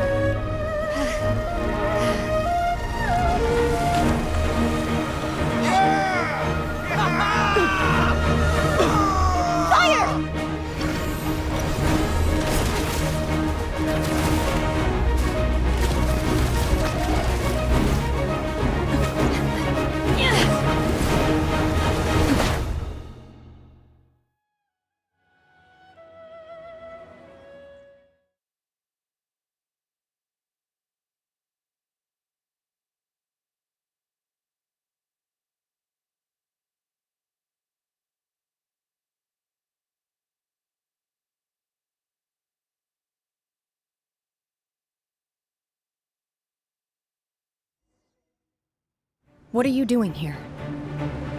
We can't let you be the only one taking this risk! I hardly see this as a great risk. The people of Liyue Harbor are well prepared, and she is already badly injured. Only sheer willpower is keeping her alive.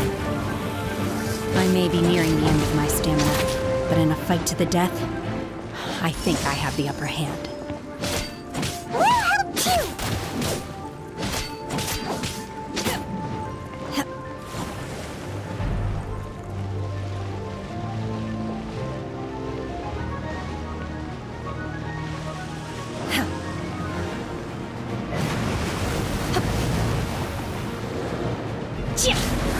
Manifest! Obey!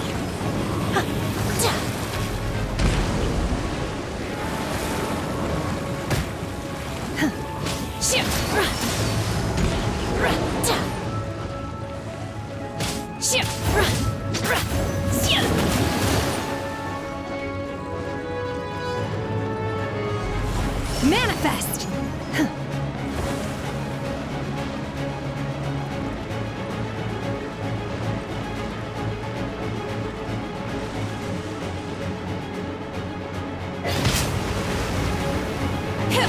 Obey! Unleash! You will regret this!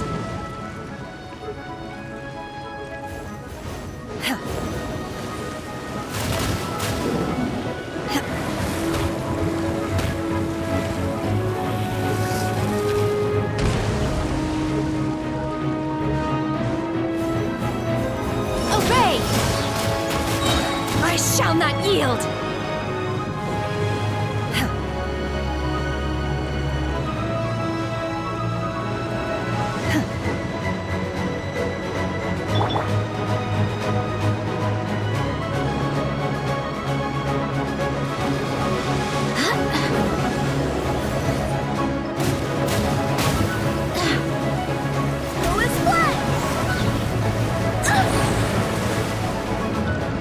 Wind, hear me!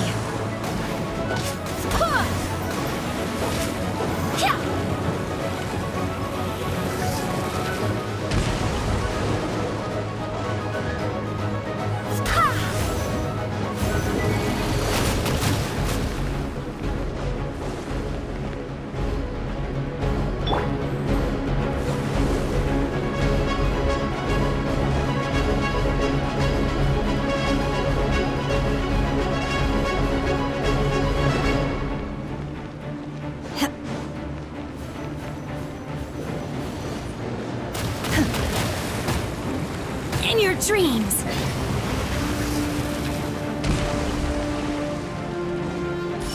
Manifest! Do your master's bidding!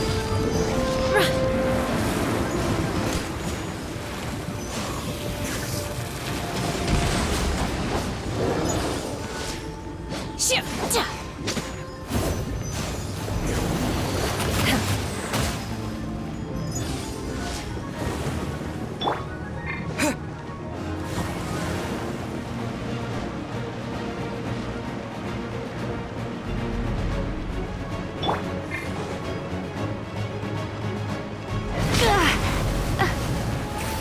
Surrender and I'll be gentle.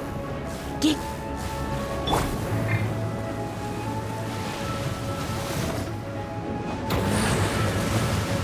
To dust!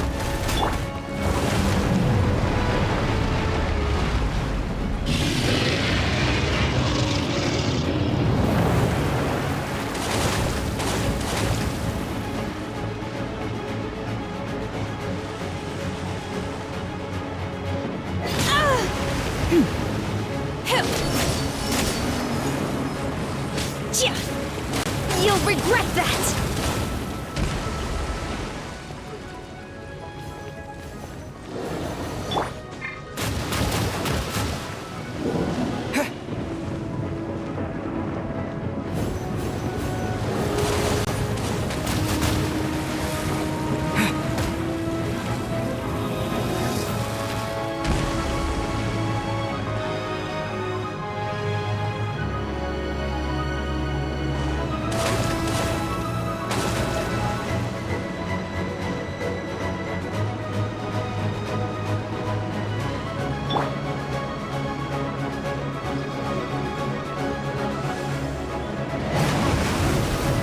Unleash!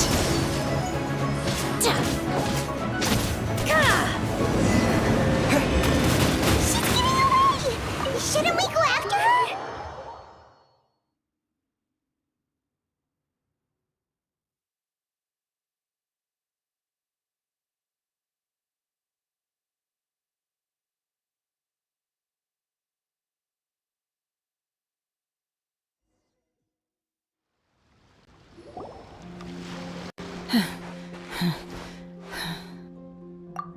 I'm just a little exhausted.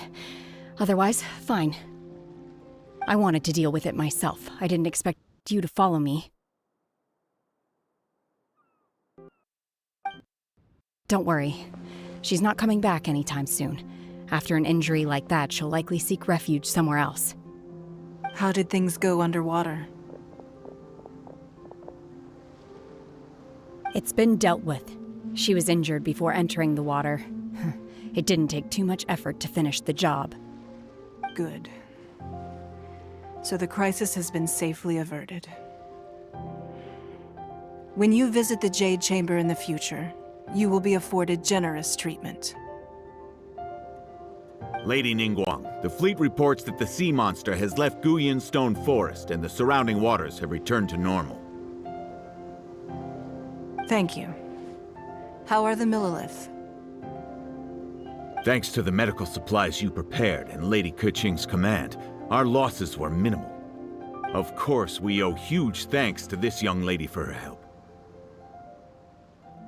On behalf of the entire Millilith, thank you for your service.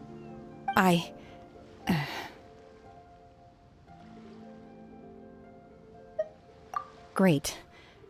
Then next time I watch Miss Yun's opera, I'll be able to take the compliments.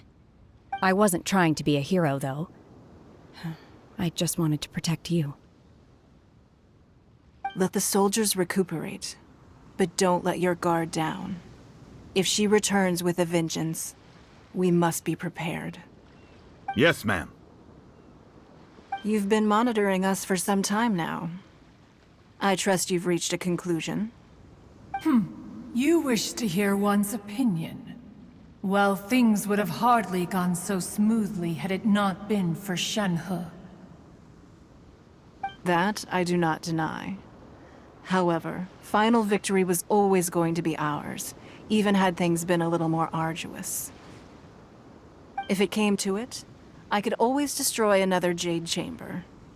One has observed your adaptation of the Guizhong ballista, and find oneself compelled to admit that you have evidenced some degree of novel thinking. You have learned from past failures and prepared for this crisis in advance. This is considerable progress compared to the last time. Hence, on balance, one finds your performance during this trial satisfactory enough. But there will no doubt be further trials to come in the future. Do not suppose that one will not continue observing you hereafter. While the position of Tianquan remains mine, I will always ensure Liyue's safety. Shenhe, one saw you secretly venture out from the mountains a few years ago, and noticed the air of dejection in which you returned. Hopefully this trip to Liyue Harbor has been a different experience. Yes. I can't explain it, but I feel happier than I expected. Good. Traveler, please take good care of Shenhe. She is a dear child. In fact, one has many fond memories of Shenhe's childhood that she may be interested to hear about. There'll be no need for that. Oh. They are all like this. Fine. Since you care not to listen, one shan't be telling you. One shall be going homeward now. Please, have a good rest. Come to the Jade Chamber when you have recovered your energy. We must celebrate both the completion of the Jade Chamber and the fact that Liyue has weathered another crisis. This banquet must be the most spectacular ever.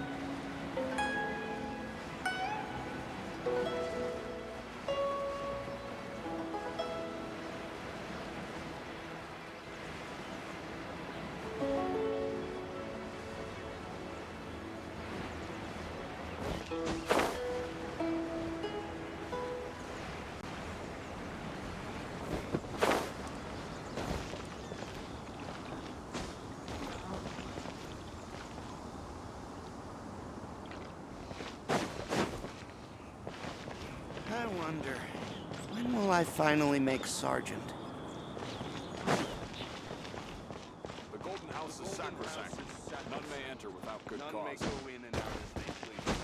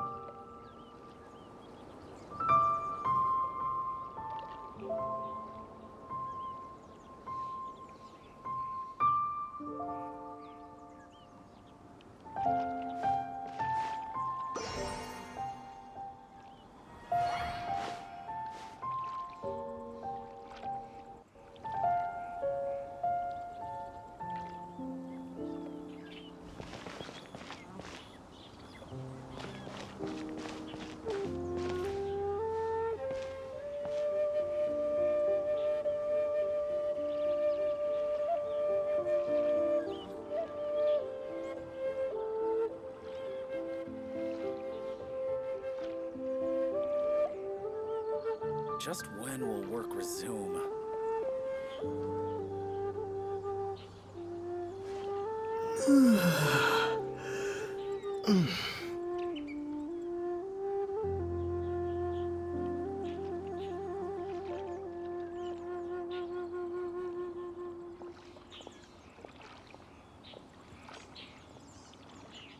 Just when will work resume?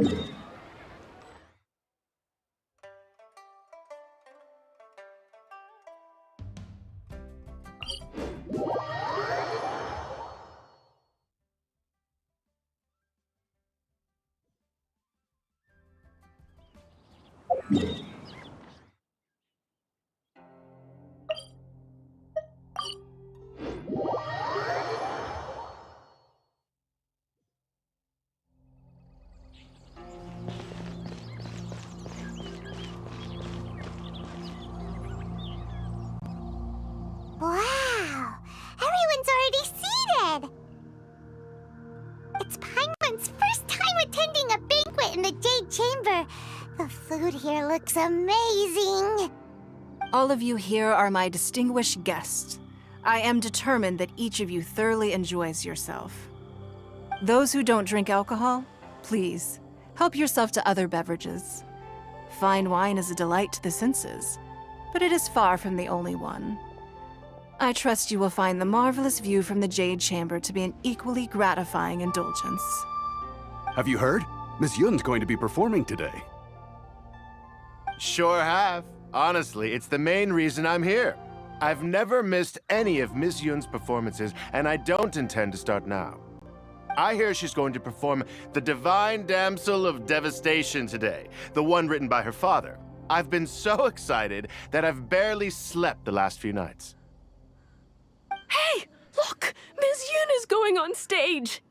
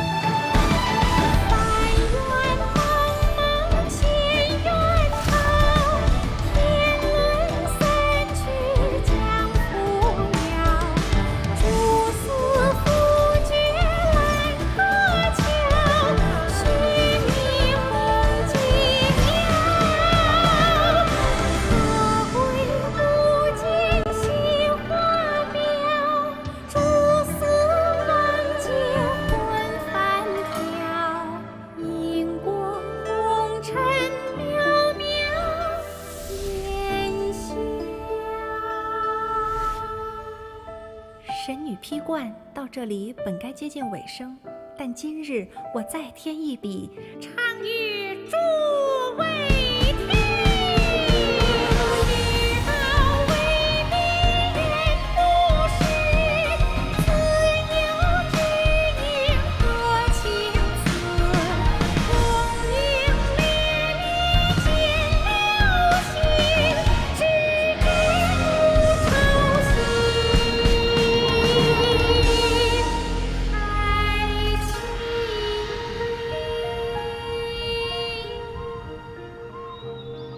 彼时鹤归，茫茫天地无依靠，孤身离去。今日再会，新朋旧友坐满堂，共聚此时。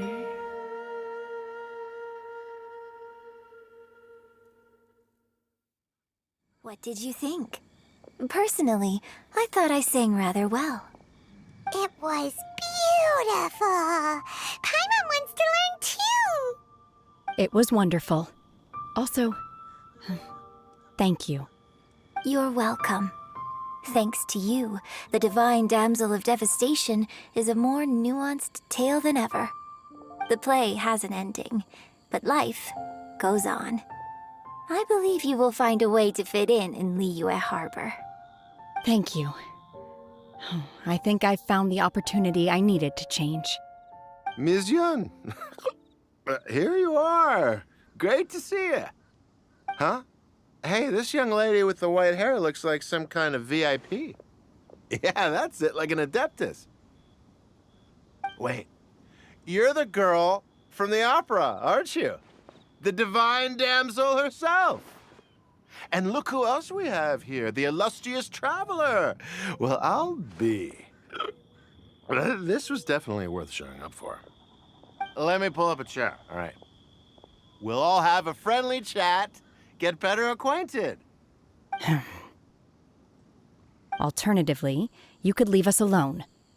That is, if you'd prefer to finish your drink via the orifice of your own choice. Uh-oh, this feels all too familiar. Shenhe's back to her old self again. Hey, what are you doing? Calm down, Shenhe. Calm down.